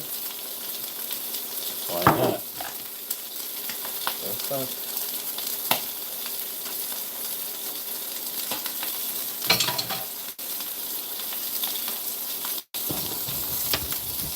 See what's going on? Got lime, Scotch bonnet, got Vermont, aka Nelken pepper, dude. Nelken pepper. Alright, now we're gonna drop the fucking temperature. And we're just gonna cover this motherfucker up. There you go. Actually, wait a minute. We should check out the skin first. Skin's getting a little bit brown.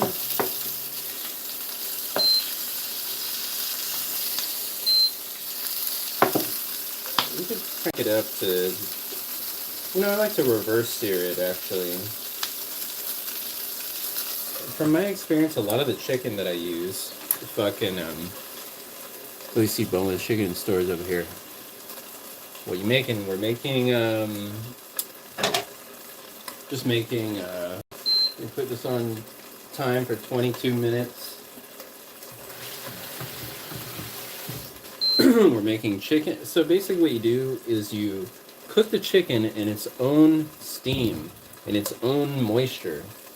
So what you did, the way you have to activate it is that you have to cook it on high heat for about 2 minutes, which renders the fat. All the fat from the chicken skin will come out. It'll seep out, and then it'll basically start frying itself in its own fat, and you get crispy skin on the bottom.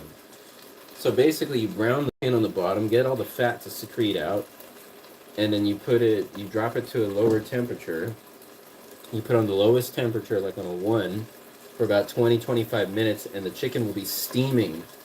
And so what you do is you render the fat, you sear it, and then you cover it. And the chicken will start steaming in its own juices.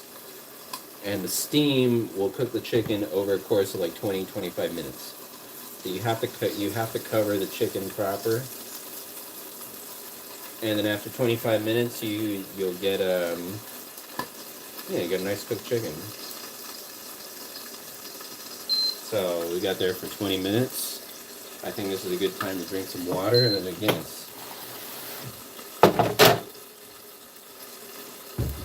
Drink some water, drink some Guinness. Fucking whatever, dude. Eat some food. Fuck it, why don't we drink this bottle of wine right here, huh? Look at this. Look at this bottle. This thing is huge. This is the only bottle of wine that I have. Shout out to Madame Fluck. The Mad Dog. From 2022. 21, dude. This bottle's already 5 years old, man. I'm hoping to bring this to Guam. I'd really like to bring this to Guam. It's so much fun.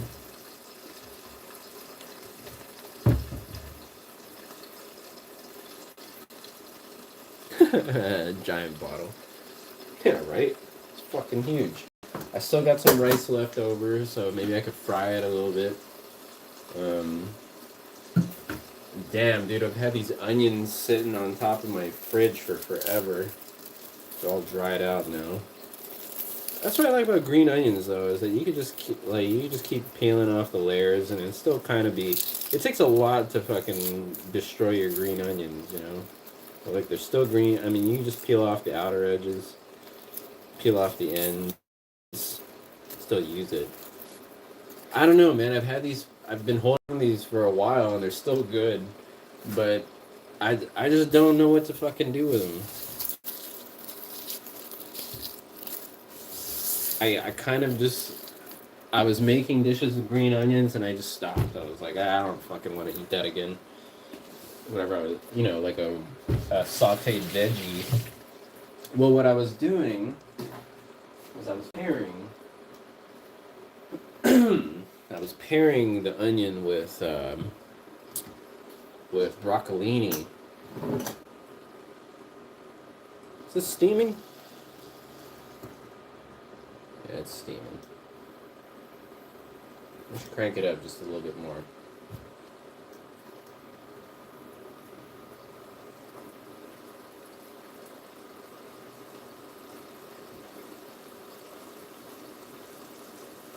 Just really wanted to get steaming.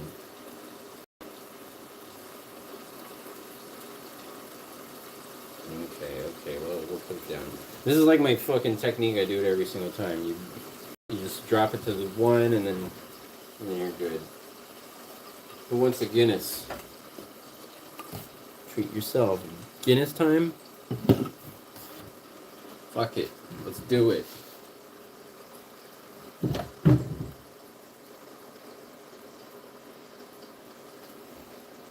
Yo, man, maybe I'll bring the fucking streaming back since I'll have real internet. You know, I've had... That's one thing about living out here, man. Is that I've been living off fucking phone. I've been living off my motherfucking phone for damn near 3 years, dude. Imagine that. I never thought I would ever live like that. Coming from LA, where you have the fastest fucking internet ever, apparently. Dude, the internet in LA was way better than internet I've ever experienced anywhere else in the world. Like, the landline fucking fiber optic internet was just so good, man. $60, $80 a month. But you're downloading the whole fucking internet. Yeah, anything you want so fast. I finished for Guinness last night, slider time. If you insist. Oh, God. I got one Guinness. Let's hope it doesn't explode. Open up over the sink. Sometimes it likes to...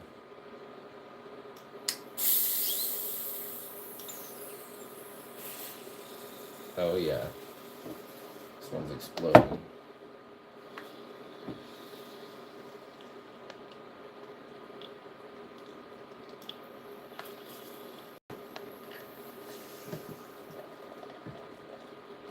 It's still fucking... Guinness is so fucking hard to... It's hard to fucking open this shit without it getting everywhere because it's got that nitrogen ball in it. That's how I pour Guinness. Don't fuck with anybody. Don't do none of that fucking side tilt bullshit. Whew.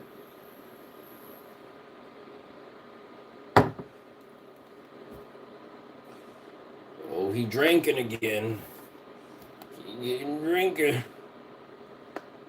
Drink in moderation, everybody. Fucking moderately. Oh shit, dude, this Guinness is fucking... Oh my god, it's going over the... It's almost going over the top, dude. Almost. Whee! Damn. I'm so happy. I'm so happy like my grandpappy. You know, my grandpappy used to drink a Guinness a day. That's my family tradition.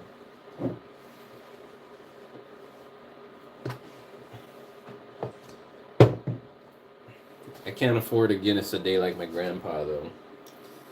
It's a bit hard for me. Got 16 megabit Wi-Fi at best. Yeah, dude, in LA I was running off of like 120 megabytes per fucking second. And it's just like, just like your nerd fucking boner explodes. Like, your gaming experience is so fast. You're downloading movies in 10 seconds. Everything just works better because of the internet connection, you know? Whereas out here, dude, here in the MOSAi, that was what was really nice about being in Japan, was having good internet. Dude, I got more done in Japan in like 9 days than I did in 3 years out here in the MOSAi with my shitty internet. Like, internet is such a fucking... Oh my god. No spills. Look at that. Not bad. Not bad. Foam is a little bit thin though, man. In Japan, the foam would be down here. It'd be a lot more foamy. Because they got that nitrous injected keg.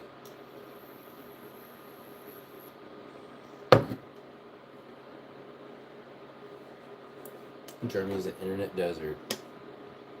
Yeah, my landlord was trying to hit me up saying, oh, can we upgrade? Do you want to sign up for internet? And we're going to upgrade the building to fiber optics. I'm like, I'm good.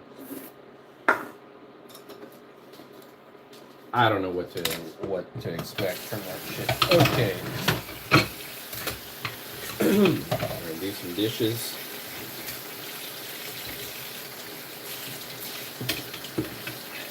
Doing dishes.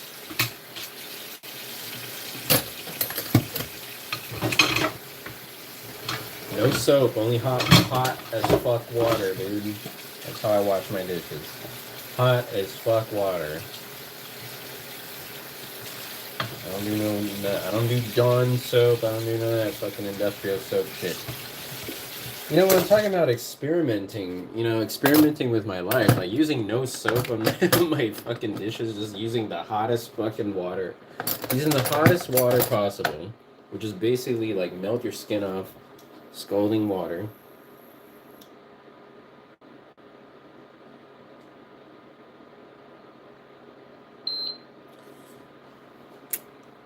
Area is powered by copper wires. Kupfer.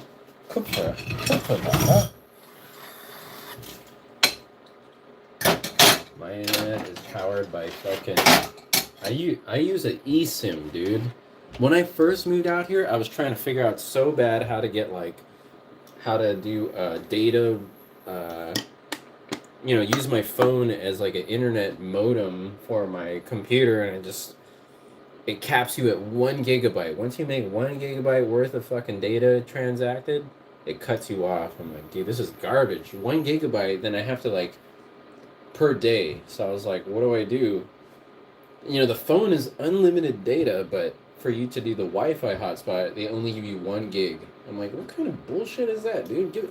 Why can't you just make it unlimited? Unlimited uploads, whatever. Fucking motherfuckers. But I'm using, can't drink heavy beers.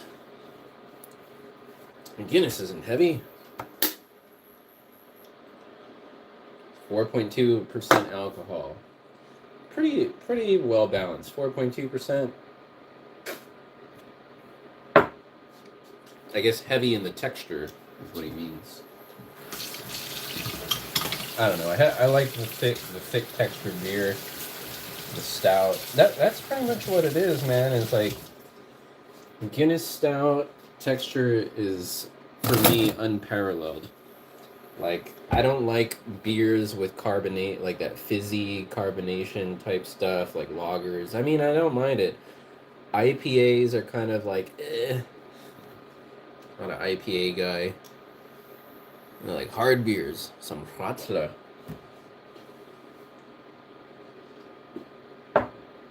IPAs, breweries, I don't know, man. I do like a lager. I like ale, like an Irish ale, Belgian ale, is that what it is? And German beers, though, man, like, what the fuck is the good German beer? The only German beer I know is Bitburger, which is fucking, like, mids. Like, I'm trying to think of, like, the fucking ultimate German beer that I've had. Kolsch. Had some Kolsch, dude. Some Kolsch beer? From Cologne. I've never been to Oktoberfest, but I heard you kind of don't want to go. These motherfuckers are horror, dude. You ever watch Beer Fest?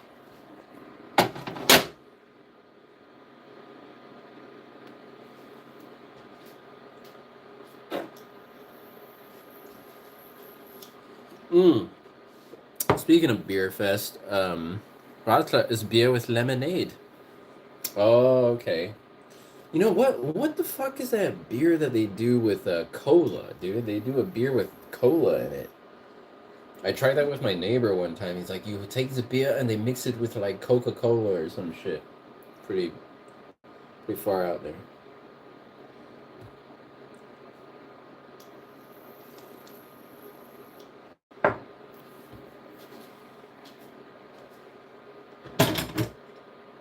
Mm.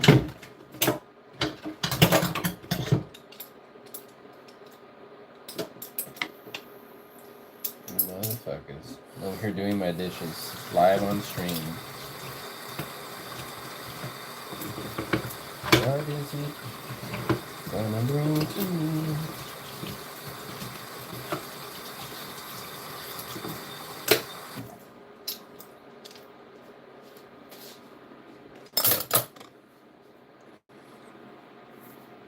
I don't really drink at all. That's fucking good, man.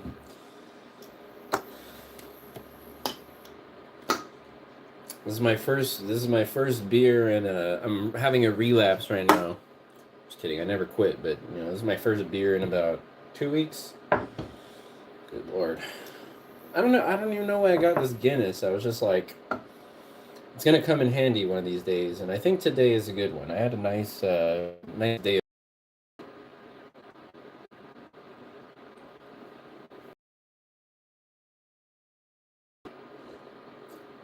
It wasn't easy. It's what I used to drink as teenagers. And cola. It's called Diesel, dude. Yeah, fuck that. When I was a teenager, I used to drink.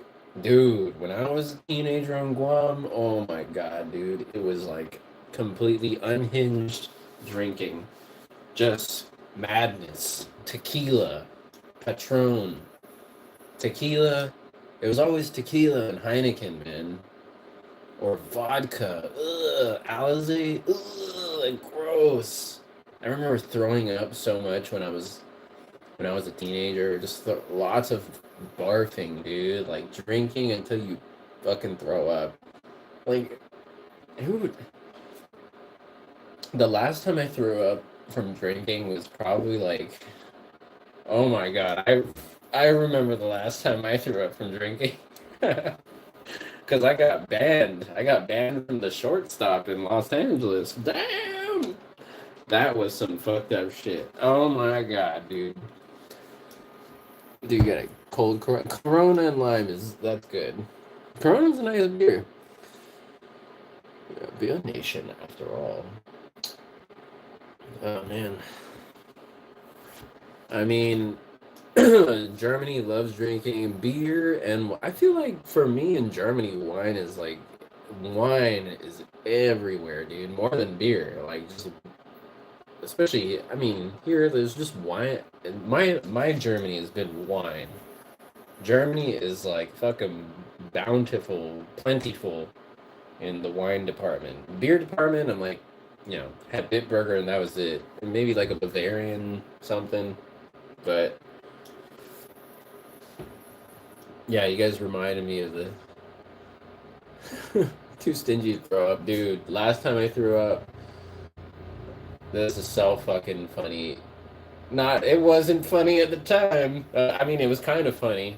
Nah, it was kind of fucked up, dude. Like, I think I might have told this story. I probably told this story before, but it was Motown on Monday, and DJ C minus he was DJing the fucking shortstop, and when you're there, we have access to the green room. So C minus or whoever's DJing, usually C minus, bring us to the green room and leave us there to smoke weed because you could smoke. It's basically a hidden room inside a club, right? You have a door on the dance floor. There's a dance floor and there's an exit door on the dance floor that doesn't say exit. It's an unmarked door. And the security will let you into that door. So security lets you into the door, then you go through a small hallway, a dark hallway, and you go through another door, and then you're in the VIP green room, which is like the owner's room, right? It's a lounge, has couches, it has tables. People probably do fucking all kinds of drugs, but we blaze that motherfucker out all the time. And there was one night in particular where I wasn't even I wasn't even drunk, dude.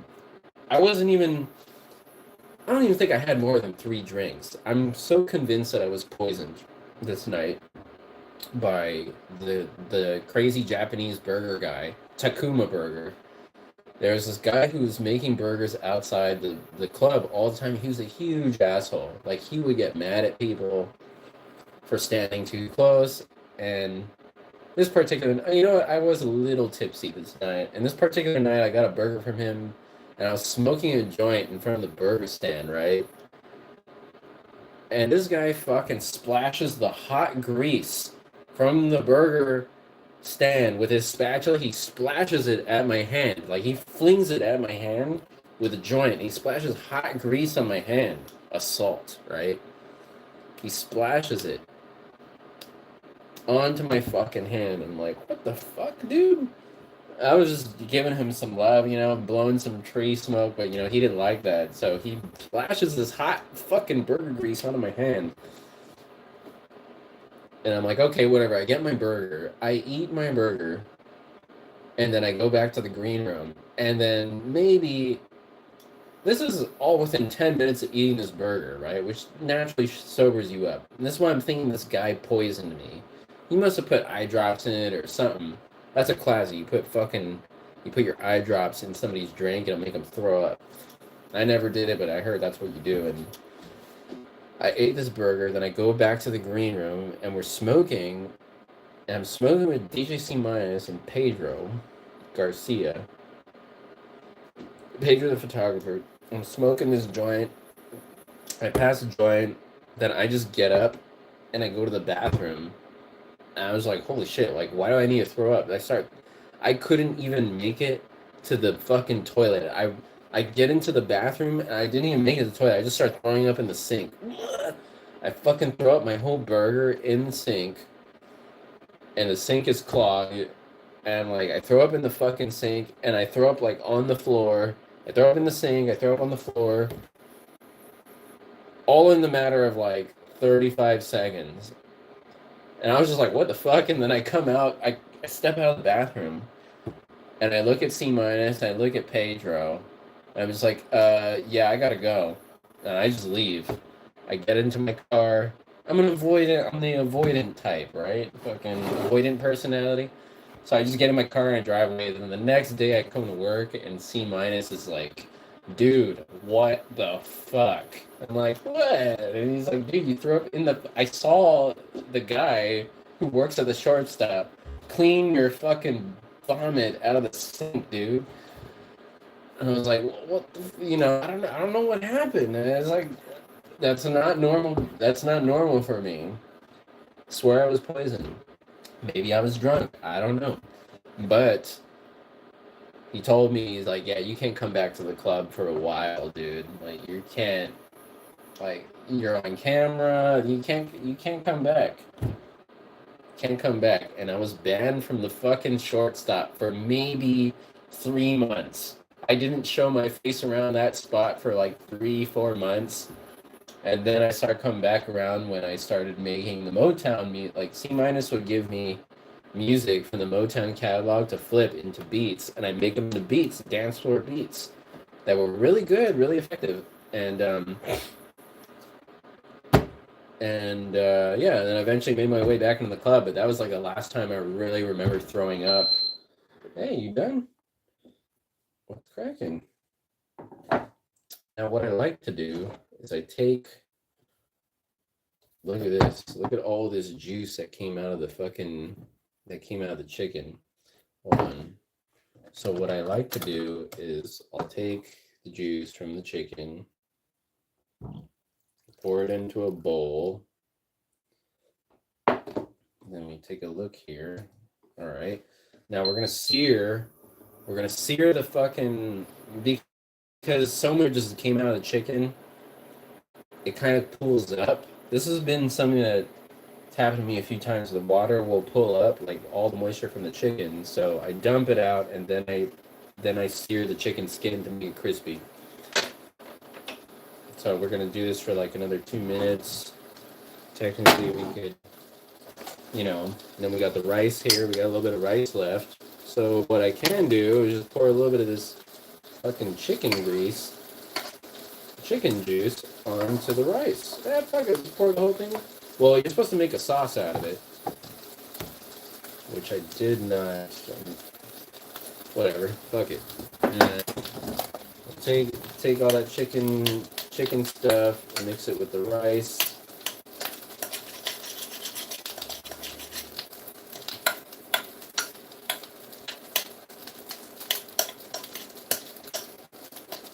Let me just crank this up to fucking 9, dude. So now we got all the chicken juices mixed with the rice. Flavor the rice. Chicken flavor.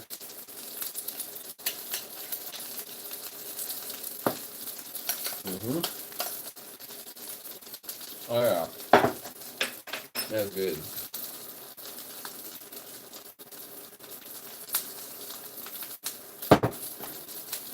Now,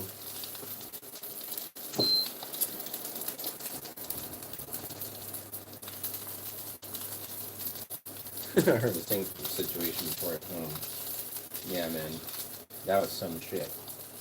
And yeah, that was the last time I threw up.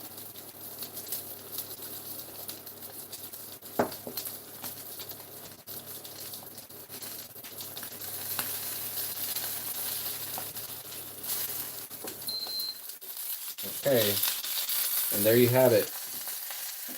Look at that fucking crispy skin. The chicken was cooked in its own steam, and it's got crispy skin on it, not burnt. And if you want, you can deglaze the pan. You deglaze the pan with some fucking fuck it, deglaze it with some red wine. Why not? There you go. Deglaze it with some red wine. Make your sauce, mix it around, whatever.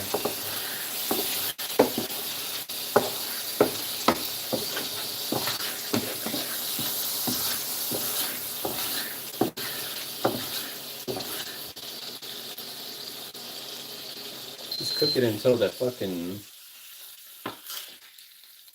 and you pour that deglazed wine sauce onto your chicken. And then now, what we do, because we're so proficient at the shit, I just bought these motherfucking German Venko rust-free stainless steel fucking skizzers, dude.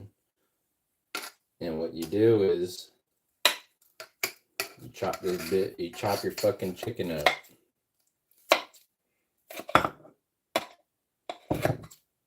Nice crispy skin chicken, chopped, cut like butter.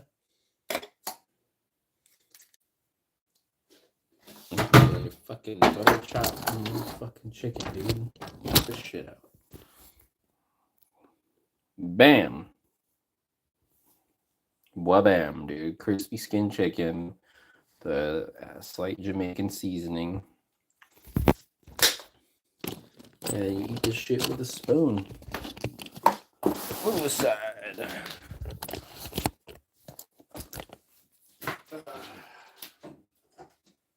Damn. Well, I gotta go to the post office tomorrow. What time is it? It's almost 10 p.m. I go to the post office tomorrow. Looks fire. It's pretty damn good. I convinced myself that I could start a restaurant with this recipe. I could start a whole ass business with this.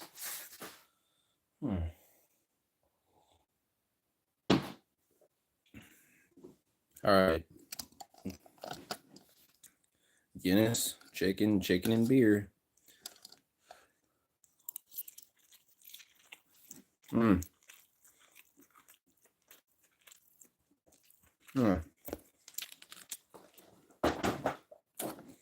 Superb bird, dude.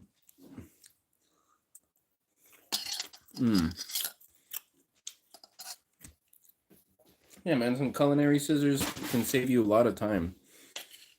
Save you a lot of time, and it feels good too. You feel like you're an advanced person. Like you feel like you're from the future when you do it.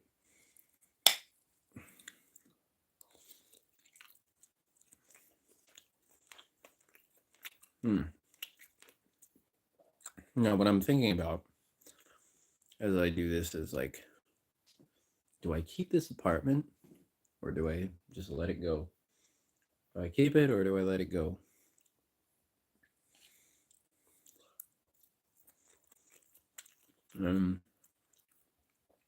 The chicken cooked in its own, it wasn't necessarily cooking from the heat, it was cooking in the steam. I mean, the light steaming was getting into the meat of the chicken and cooking it nice and, ooh, it's got some kick to it. It's that Scotch bonnet. I hear that? And it's crunchy skin, ladies and gentlemen. Crispy chicken skin. And tender on the inside. Damn, that's good. It's all gonna be gone in the next like 30 seconds because I eat like a I don't know, I eat like some kind of hound.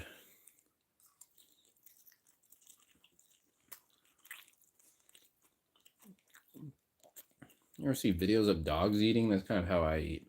A dog doesn't take its time eating.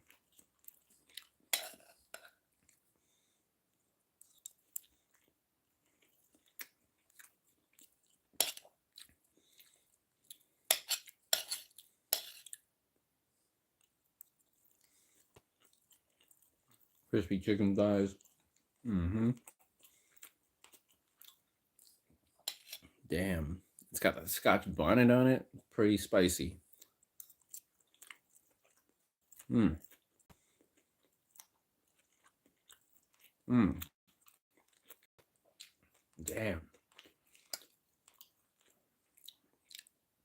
It's a quality bird, dude. They had on special at Etika, they had these French chicken. For whatever fucking reason.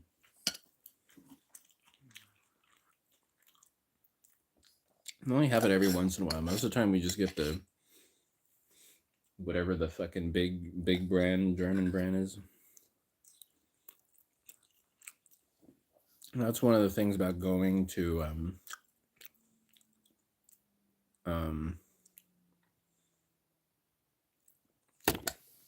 going to Guam is that you're gonna be eating in America, where on Guam, as far as poultry goes, so like meats, it's like you don't really get any small farms on the island.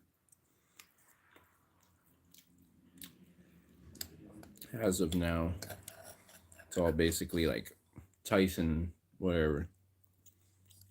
I don't know what the big farm is, but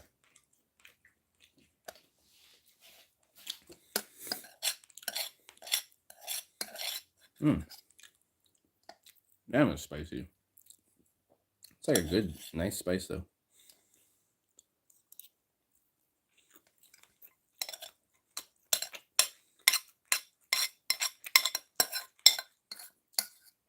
Thank you for tuning in to the mukbang mountain climbing. As it should be, right? This is like what is this, a fitness channel? There's a motherfucker mountain climb. Then eat a chicken afterwards. Like, thank you all for being here. Oh yeah. I got no more weed, man. Fucking A. What do you need that shit for? I don't know. Guess I'm addicted. I'm hooked. I'm hooked on the fucking marijuana plant, dude. My body requires it. It's required. What about when you were in Japan for like 6 months? I smoked weed one time.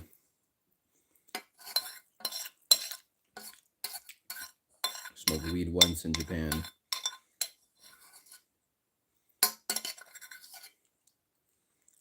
To be fair, I wasn't actively seeking it. If I was, I'd probably be fucking smoking all the time, but, you know.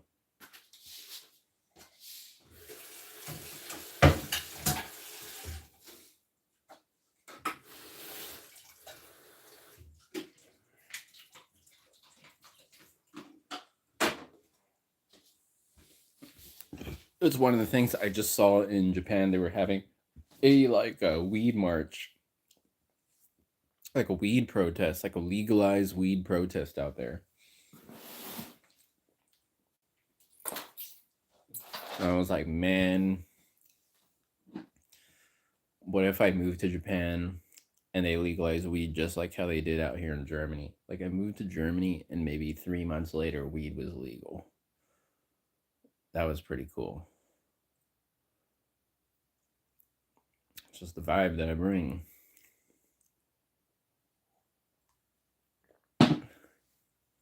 Yeah, weed's legal in Guam, so fuck it, you know? Whatever.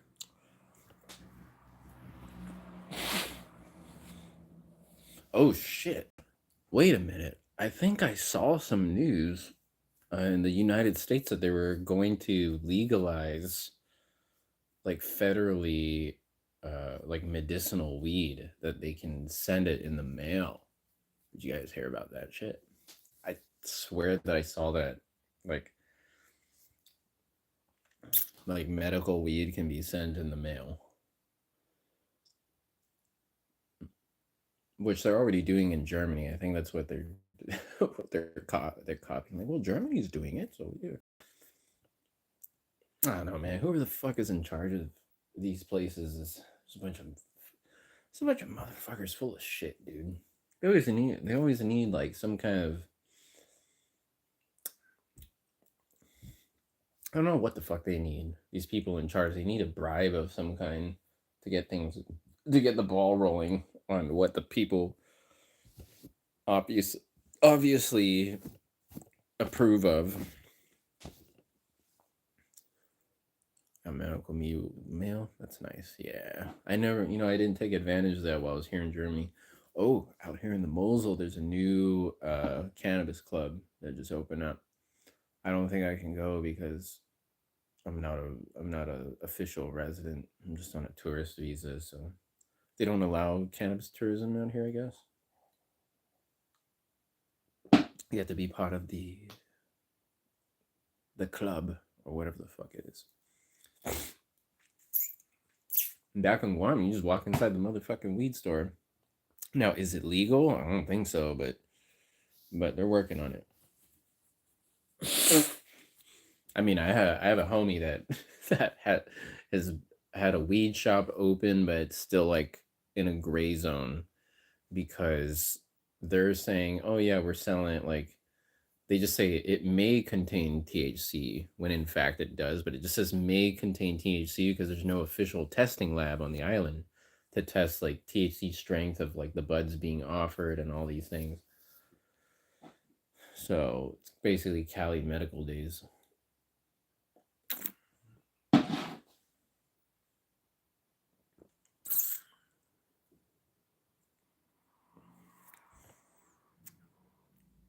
So I'm gonna pass out soon. I gotta get to the mailbox tomorrow. I don't know if I should. I don't know.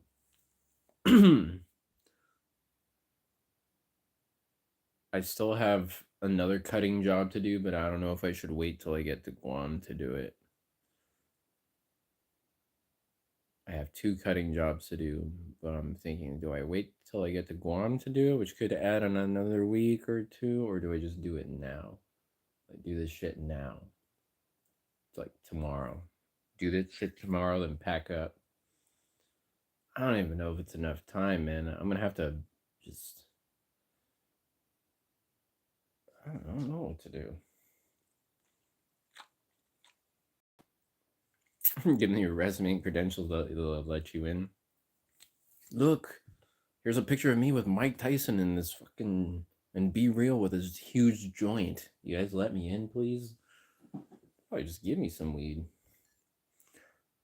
I don't know. I've been fortunate, like the past couple weeks, that my stoner friends have just given me weed. I haven't had to buy weed.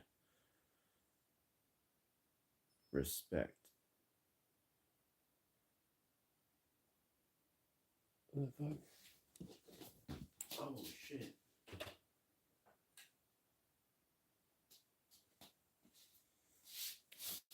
Computer was still playing music. I finished this bit. I don't even want to finish this fucking beer, dude.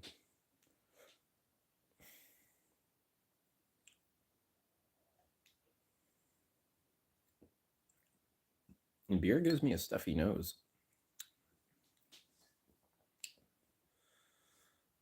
What you got? We got the motherfucking we got the braids. The Snoop braids. Going on. Fuck it. All right, gentlemen. I'm gonna go take a nap now. I was cutting all damn day. Cut for like 6 hours today. 6 hours. Was it 6 hours? Pay was okay.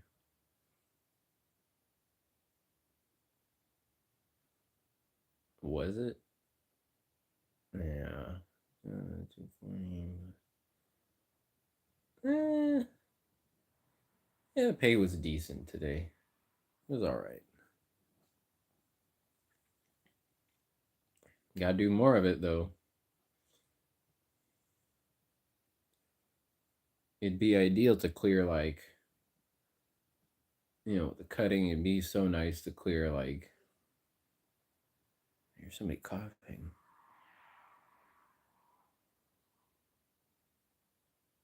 You hear that coughing? If somebody's coughing, that means they're smoking weed. Who the fuck coughs when they smoke weed these days, dude? What the fuck? You must be smoking dabs then.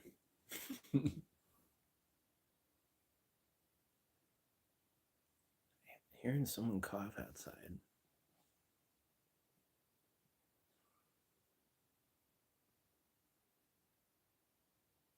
There ain't no flu going around.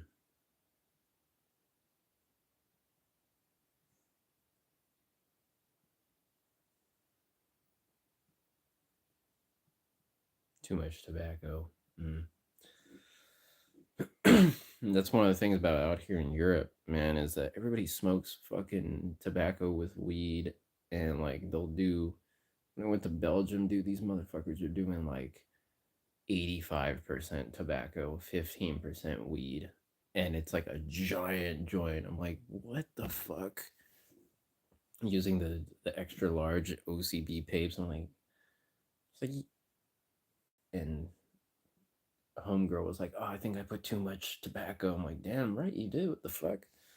Like, since moving out here, even before that, I was smoking. I was always smoking spliffs.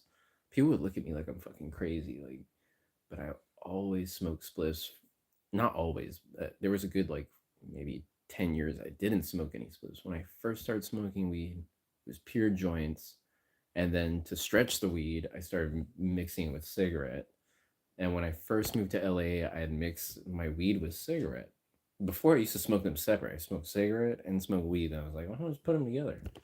Stretch this motherfucker. And then there was one day I was staying at a motel in between apartments. I was staying at the fucking worst motel in LA. Not the worst, but a shitty LA motel. And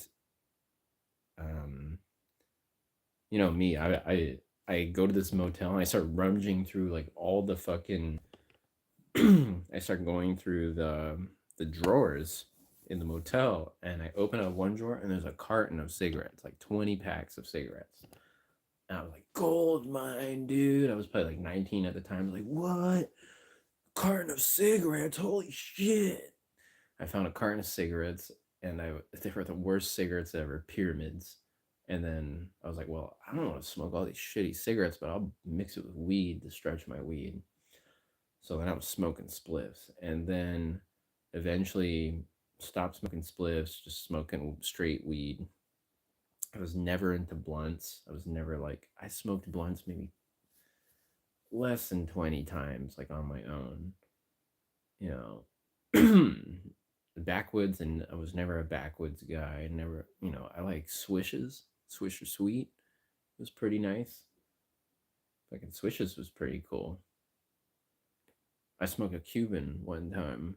Somebody gave me a Cuban cigar, like a mini Cuban, and I cut it open and rolled it into a blunt.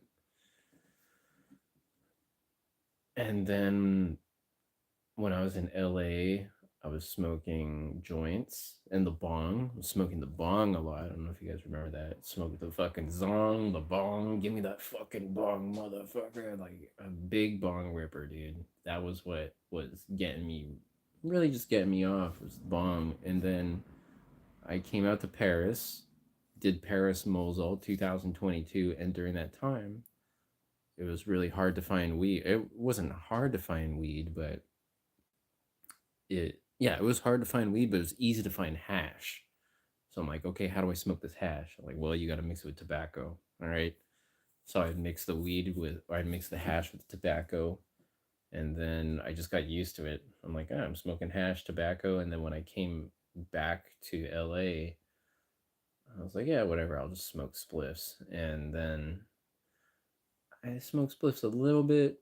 Yeah, I was smoking spliffs here and there, but then mostly bong, peer, and then when I came back out here, I'm just like, yeah, whatever. Give me that fucking rolling tobacco. So I've been smoking tobacco for like 3 years now, which I'm just like, yeah, you gotta stop this shit, dude. Oh, Swisher sweet. Ah, dude, Swishers were nice, man. That was when life was simple. Smoking a Swisher sweet, cut that bitch open, you dump it out, dump out the guts, and you roll some weed, and you gotta get it extra wet. My trick was I took a paper towel, a wet paper towel, and I'd wet the fucking the Swisher with a paper towel, just at the right amount of moisture, not too much, not too little. Get it just flexible, so you can get it flexible. Swisher sweets. Wise owl. What was the fucking, not wise owl? What was the fucking blunt? The owl blunt. What was that shit called? There were like 4 different types of blunts that you could get. I just remember Swisher Sweet, dude. Oh man. You know what I really miss? Growing up on Guam, we used to smoke Juicy J's, dude. Shout out to Juicy J. You say no to ratchet bitches, Juicy J can. Is that what it is? Is that what he says? Juicy J? Y'all say no to ratchet bitches, Juicy J can't. Dance and make a dance. Backwoods. I never got into the backwoods craze. Although I've seen many people get into backwoods, and I've smoked a few backwoods here and there. But backwoods are just like, I don't know. For me, it was backwoods were too much tobacco. It was like too much tobacco that it would overpower that. It's kind of like how they smoke out here in Europe, like where it's 75% tobacco and 25% weed. That's like what a backwood is to me, unless you're rolling it huge. But even then, it's like I don't like smoking super fat joints. I'm not like a super fat giant fucking cherry. It's all about the cherry. I feel like the fatter the cherry, the flavor will go away quicker, especially in one of those things. I like to smoke straight, not straight, but a little bit coned joints, spliffs. And ironically for me, it's like, not ironically, but surprisingly, people say, oh, you're fucking up the taste of the tobacco. I'm like, actually, when I put in a little bit of tobacco, I can taste the weed flavor more because there's something distinct that like my brain is separating the two flavors, separating the tobacco flavor from the bud flavor. Whereas if I just smoke straight bud, and like I don't know, the flavor doesn't pop like that, and the hit doesn't pop. I don't know. Too much chemicals. Juicy J was your first blunt. Juicy J, dude. You get those like grape flavored Juicy J joint papers. Cherry. I used to get the grape flavor all the time. Grape Juicy J's, man. That shit's fucking weird. It's like, why would you want? You know what? Back in the day, it made kind of sense. It was like for dealers, dude. Because back in Guam, a joint used to cost $20. Check that out. Oh, Black and Milds, you crazy? How the Black and Milds with the tip? Oh, with the tip on it. Back in the day, back in my day, dude.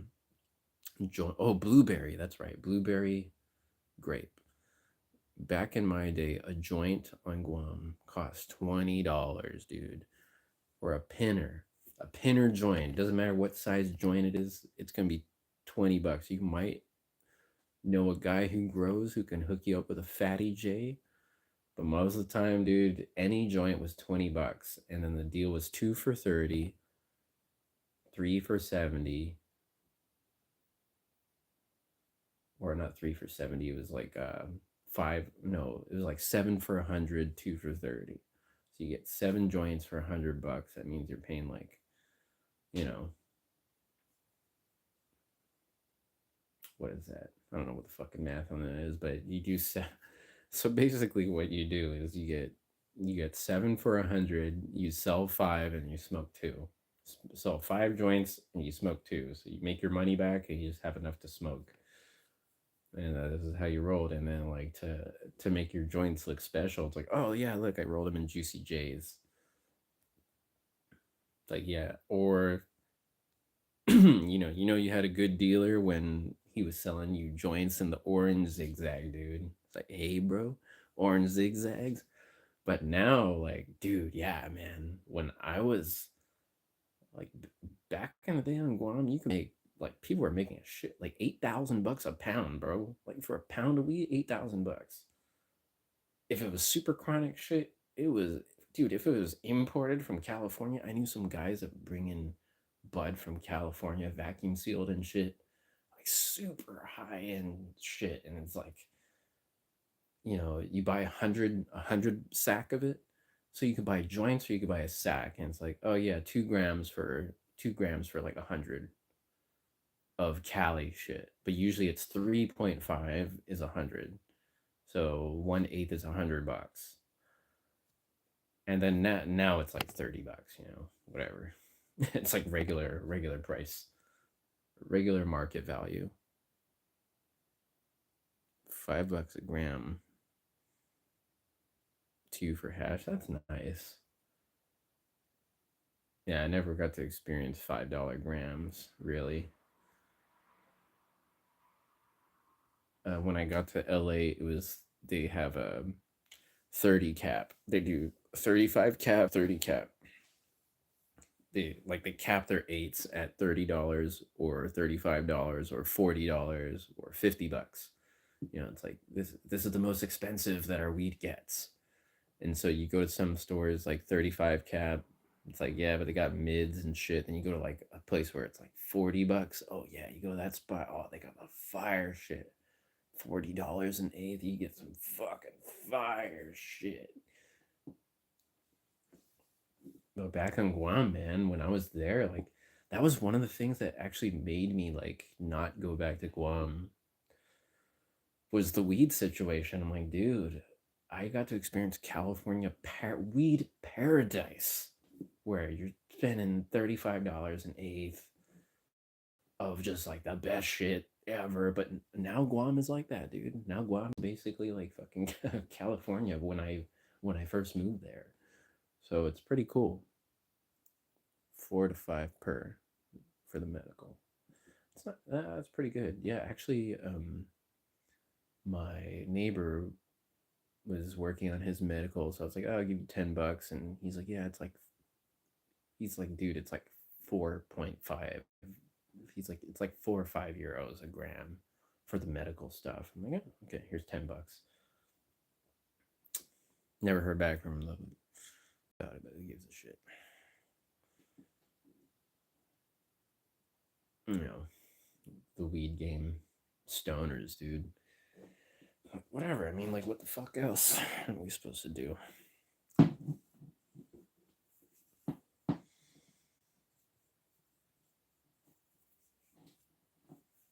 I like smoking weed.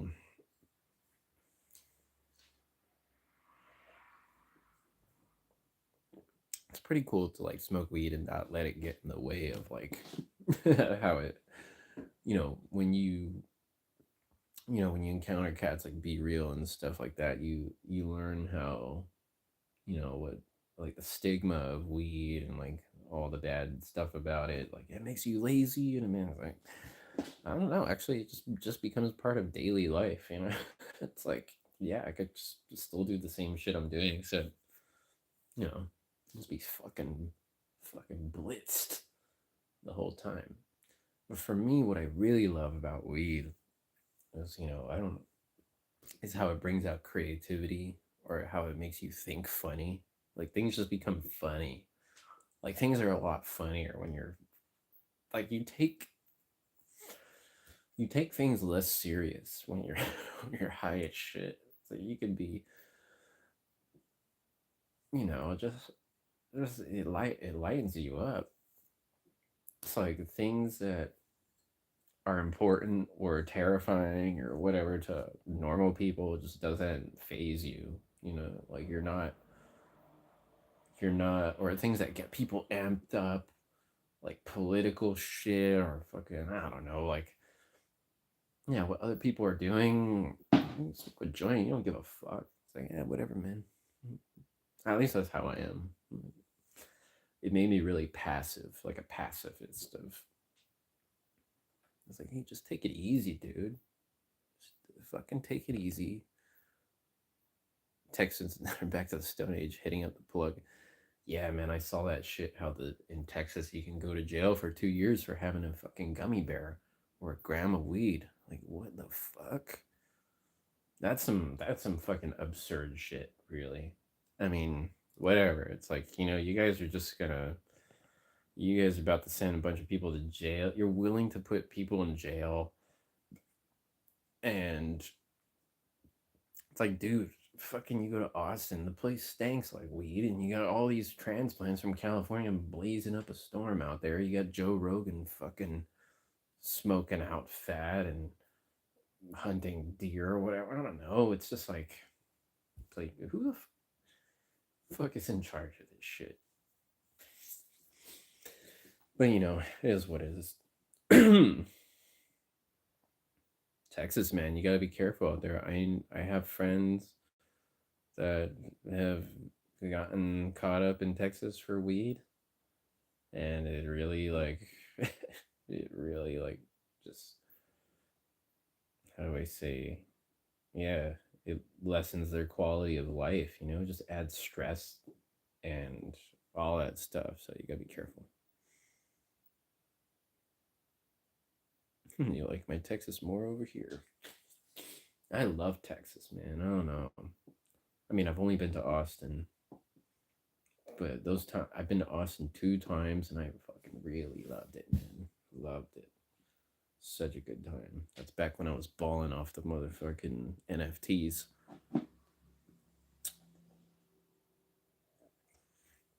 Mm.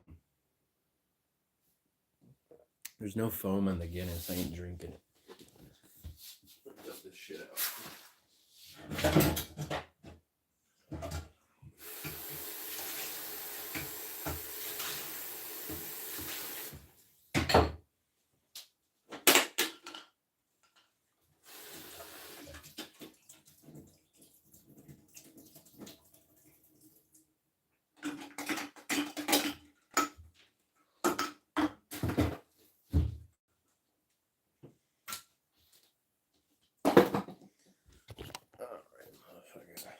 Dude, it's getting cold.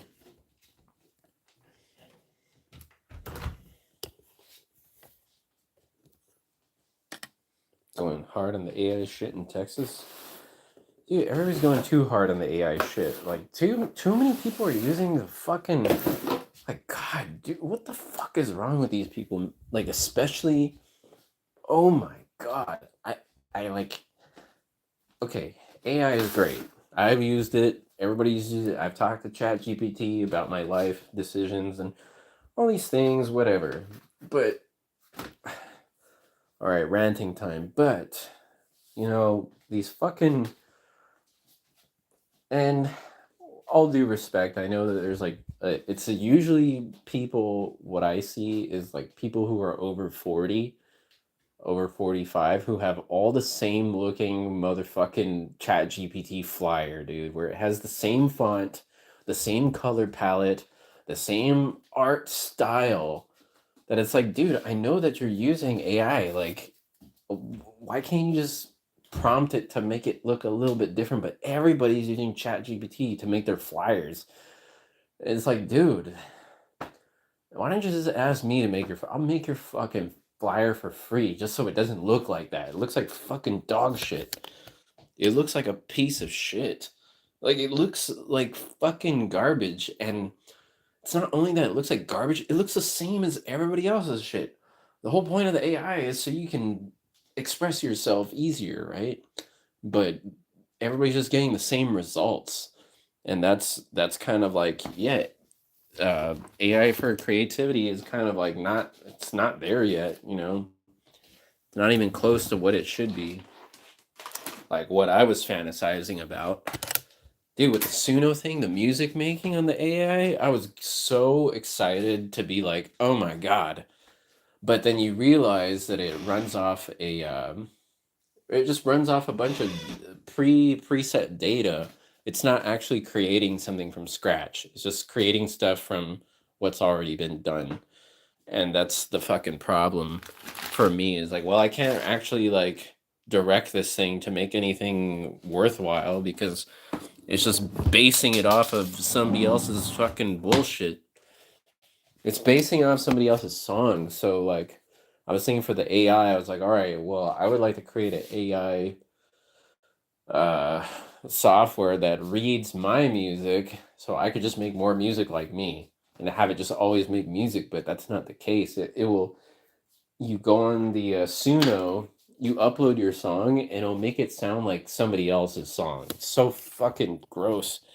But your work used to create random, funny, dumb shit. And that's another thing is like I like the AI for funny, dumb shit sometimes. Like it's like, all right, put my face on a cat or whatever. I don't know, something that simple. All right, good job. Before this used to take me fucking an hour to do on Photoshop. Now I can just tell this robot to do it for me. Like, dude, all the how do you say, dude, but seed dance, holy shit, some of that stuff is so fucking great. Look, like I did a few prompts for just I have so many ideas for films and all this shit that I'm like, all right, let me prompt a scene of two, like a Spaniard and an ancient Chamorro guy, like native of Guam, fighting on a beach. Ancient Spaniard, and they're on Guam, they're fighting on the beach, and I prompted this shit, and dude, it was so kick ass. I was like, what the fuck? I showed it to my uncle, I showed it to my filmmaking friends, like, damn, that's pretty good. It has all the sound effects, has they're fighting on a beach on Guam. It looks like Guam Ocean. Looks like my ancestors, a Spanish guy, conquistador, or whatever, fucking, and a native, and they were having a fucking duel on the beach. Uh, I just thought, damn, this is what it's supposed to be for making movies. You can make all kinds of cool shit. But you know, but there's just the gen with the when the chick or just people who, how do I say, I don't know. It takes skill even to talk to the motherfucking robot. Or it's not even it takes skill, but it takes time. It takes time, like to really get what you want. Made her fat boss and a sumo wrestler. Oh, I love that. Oh, dude, I love the fat versions of stuff. Like someone did it all, like they'll take any movie and they'll just make everybody in the movie fat, like the Matrix. They did a Fat Matrix. They did like one that's pretty good is Harry Potter. Someone's doing like a how do you say it, like a this is like a modern day Harry Potter where they're all in they all got like face tats and they're into like trap music and like you know just like doing lean and all that shit. Like fucking that's they're making everybody how do you say it, hype beast. It's like a hype beast Harry Potter type thing, like where everybody's just wearing like Balenciaga and that's all they give a fuck about. Oh wait, they did that with Breaking Bad, where instead of Walter cooking up meth, he's cooking Balenciaga. It's like, this is the best Balenciaga that you can get. Look here, Jesse. It's fucking real Balenciaga. And they're all like, he's cooking up Balenciaga gear. And like, everybody's just like super, super hyper fashion motherfuckers. So like, every character is like Balenciaga'd out. Wearing fucking fishnets, or I don't know what they're doing to it, but it was pretty good. First 3 movies in Germany. 3V. What's 3V? Germany. Fucking Germany. It's been a good time, man. It's getting cold though. I'm actually kind of, I don't know how I feel about, I'm not going to be here for this winter. I'm feeling a certain way. Because I miss winter last year, but I missed the winter last year, and I was on Guam. Dude, that was pretty funny. Harry Potter and the Secret Porno Chamber. That's crazy.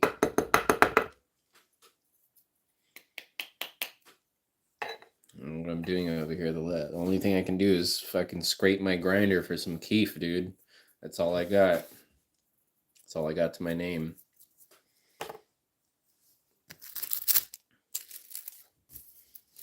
Fuck. Dark times.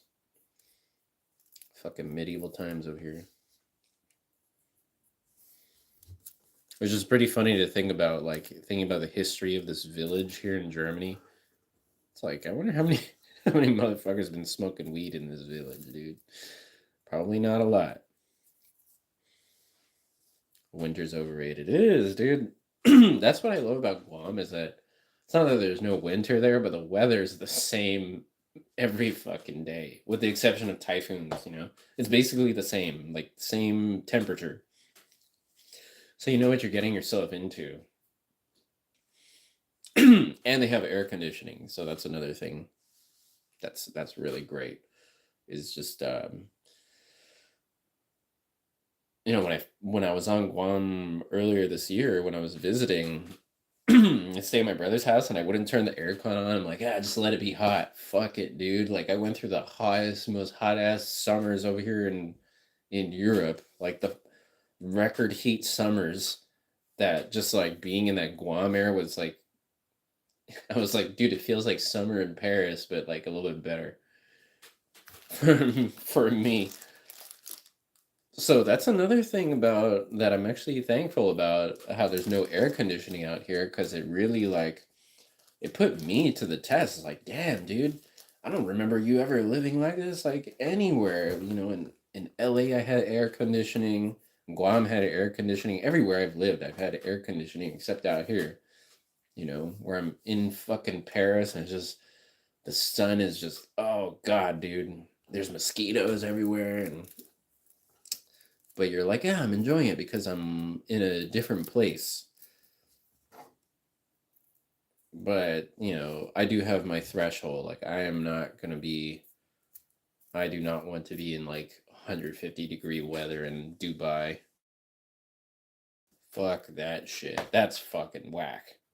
That's some whack ass shit. Like, oh yeah, look, you know, it's 130 degrees outside here in Las Vegas. Like, fuck that, dude. What is wrong with you? Yeah, I'm not big for. like endure like living through that shit. It might be fun to like pass through for fuck that. It's not that is not fun. It's not fun at all. Hot like too hot ass weather.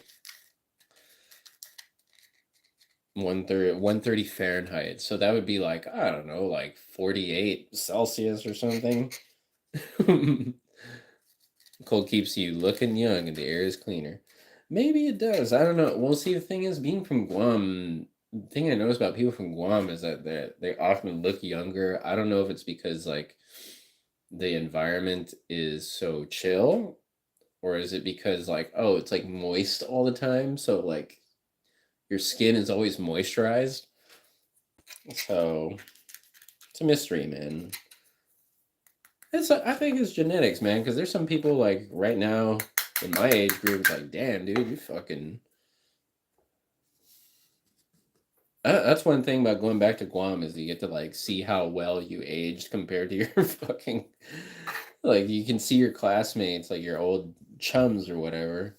Some are aging better than others, and I think the aging thing comes with like your quality of life, man. Like, okay, you work in that office job and you get the fucking, you know, nagging this and uh, you're overwhelmed, like embracing your stress.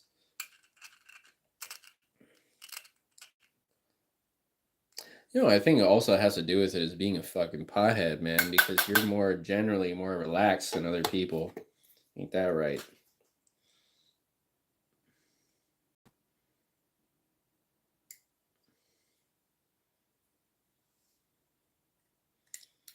Never went to Africa. I want to go to Africa. I want to go to motherfucking yeah.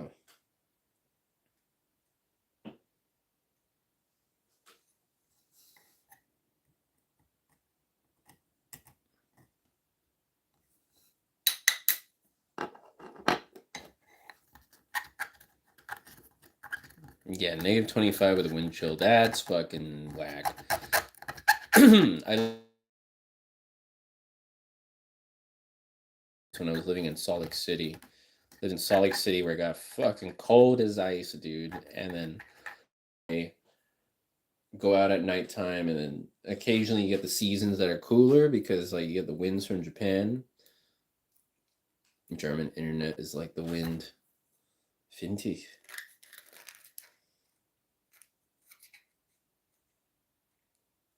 What are you on, Vodafone? Orange? No, Orange is fucking France. Yeah, man, that's one thing I gotta hand it to you guys. That you got shitty ass internet out here, but somehow they were producing really good players in StarCraft from Europe. Some pretty good players.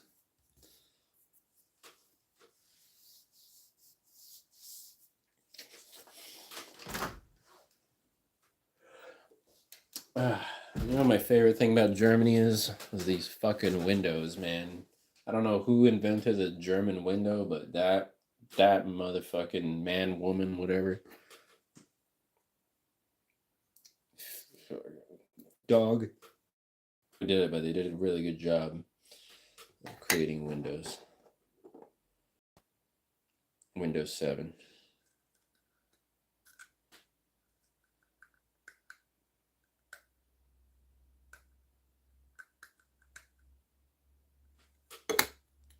Windows 11. What version are we on now?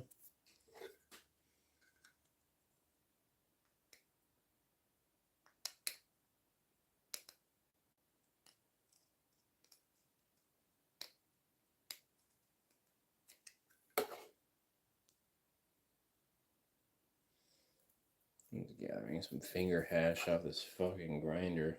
That's all I got. Desperate times. It's okay. It'll change. Dude, I was smoking hash on Guam. Whoa, bro.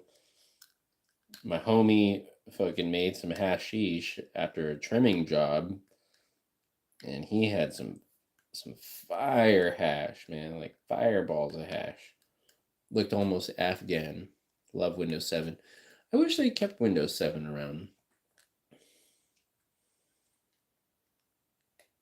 I'm on Windows 10 right now.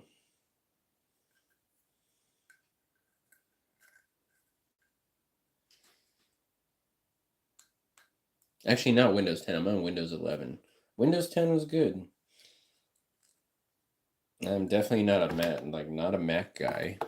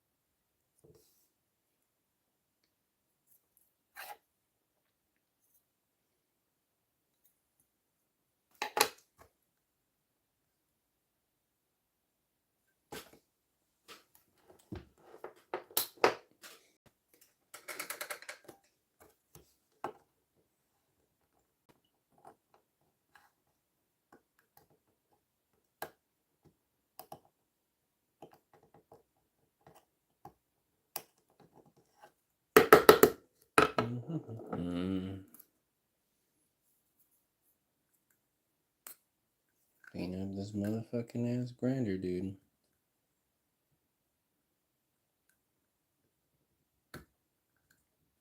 Hard times. Hard time. Hard time. John Lee Hooker, Hard Times. Go listen to it. You're listening to John Lee Hooker? I'm on Windows 11. I have a Windows 10 computer and a Windows 11 computer. I prefer Windows 10. Apparently they're not doing any more security updates for it. Which is fine. Just don't connect to the internet.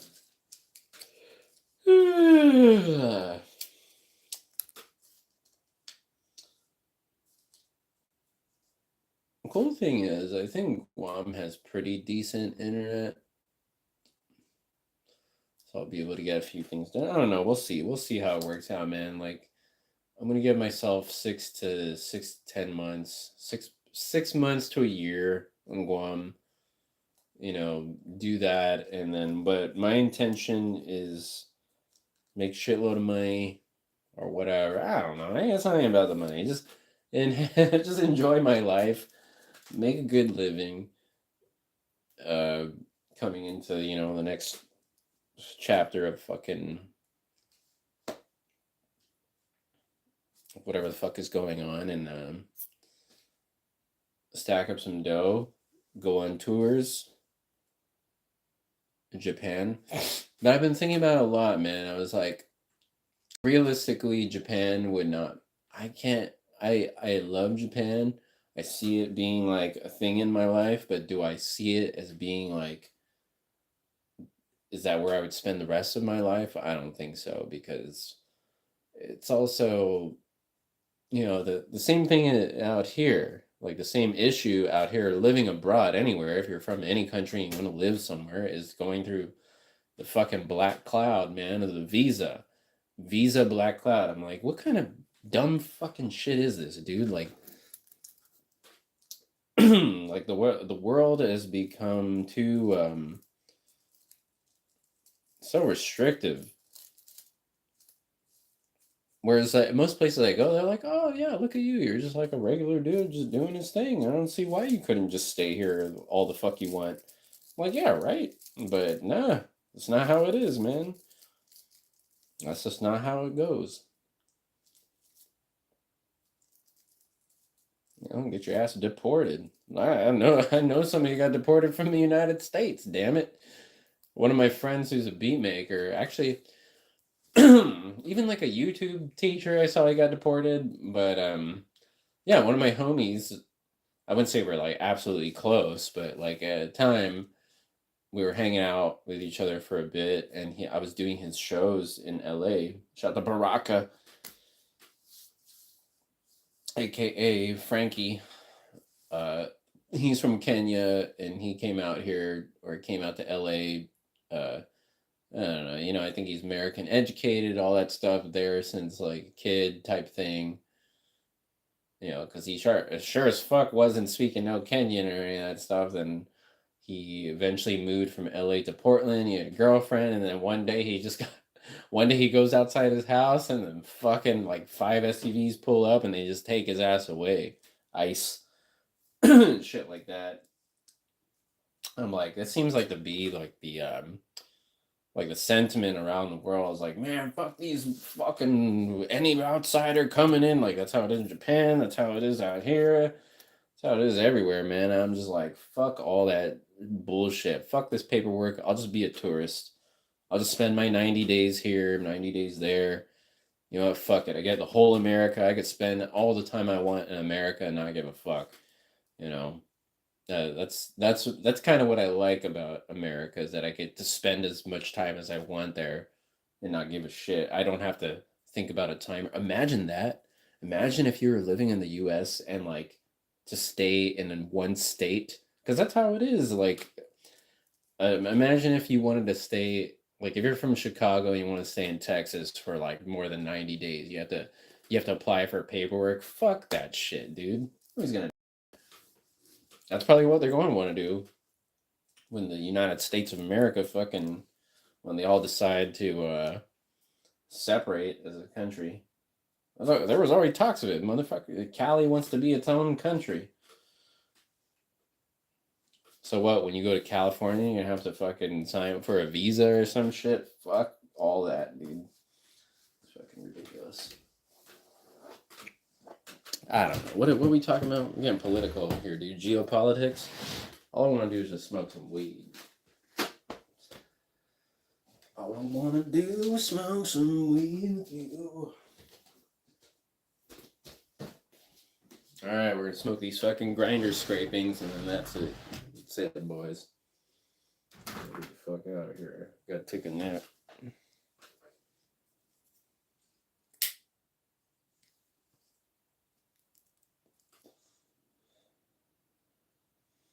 My life, my life, my life, my life in the sunshine.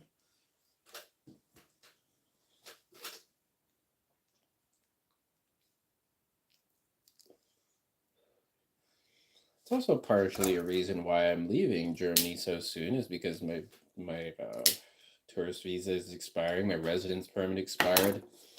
I couldn't get it renewed in time. Nor did I really want to. Nor was it like a priority for me, considering I was like, I could stay in Japan, do this, do that. Japan was cool because you get to stay there for 6 months, dude.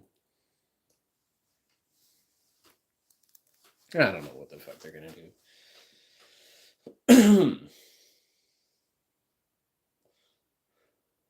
I do miss California, though. There's just something about the air in California, man. When you get that nice California air. There's also something about the air in the city, though, when you get that fucking waft of crack shit. Fucking some guy smoking crack, taking a shit on the wall. Liquidery. Fuck that. It's a smell I recommend nobody enjoy, indulge, or experience.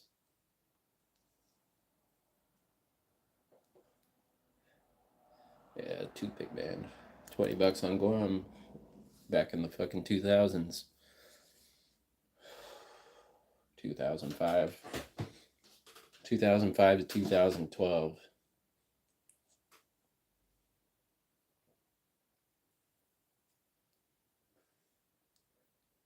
You guys remember 2012, how the world was supposed to end? Or 1999, or whatever, year 2000.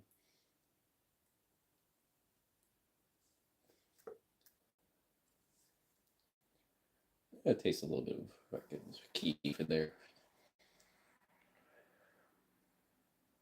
Guy rescued out the border over here looks like you. That's what I'm scared of, dude. Fucking rescued off the border.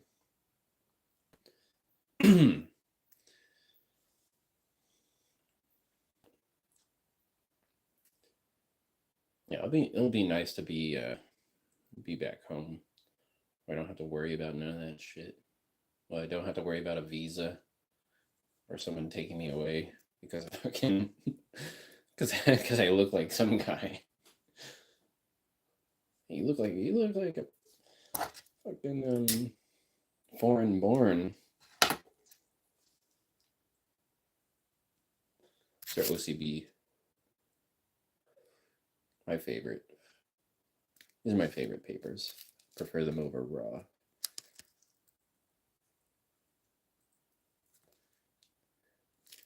OCB is made in Germany.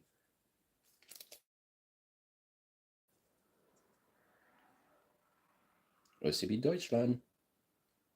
Neues Design, gleiches Paper. Gleiches Papier. Play flap. Fakttrennung. What does Fakttrennung mean? Gummi aus Naturlichen. Akazin Gummi.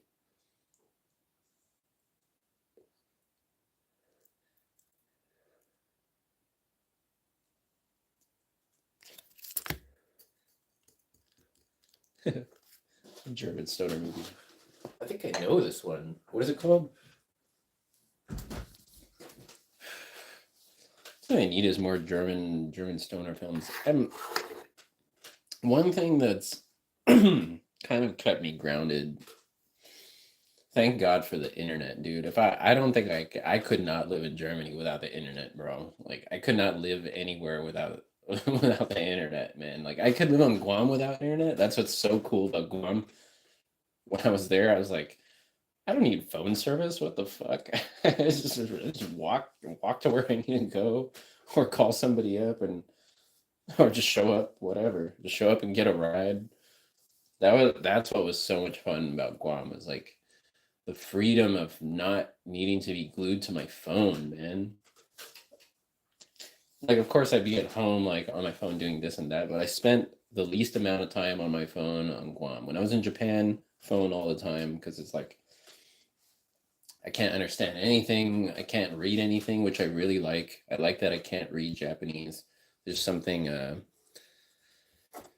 there's just something about it, man, being in a place that you don't understand. There's something so much fun about it. For me, it's just like it feels like I'm in nature. Like I can't understand what anybody is saying, which I like to an extent, you know. I can't read anything, so it's just fun, you know. It's like everything is just cool looking, even though it's a sign that says "Do not walk." It just looks so fucking cool to me. Version with English sub. Fuck yeah, send it over. All right, I'm gonna take a nap now. Take a nap. I got an appointment tomorrow at 4. I gotta go to the post office.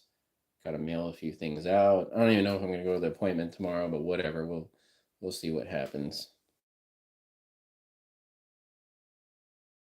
Before I leave,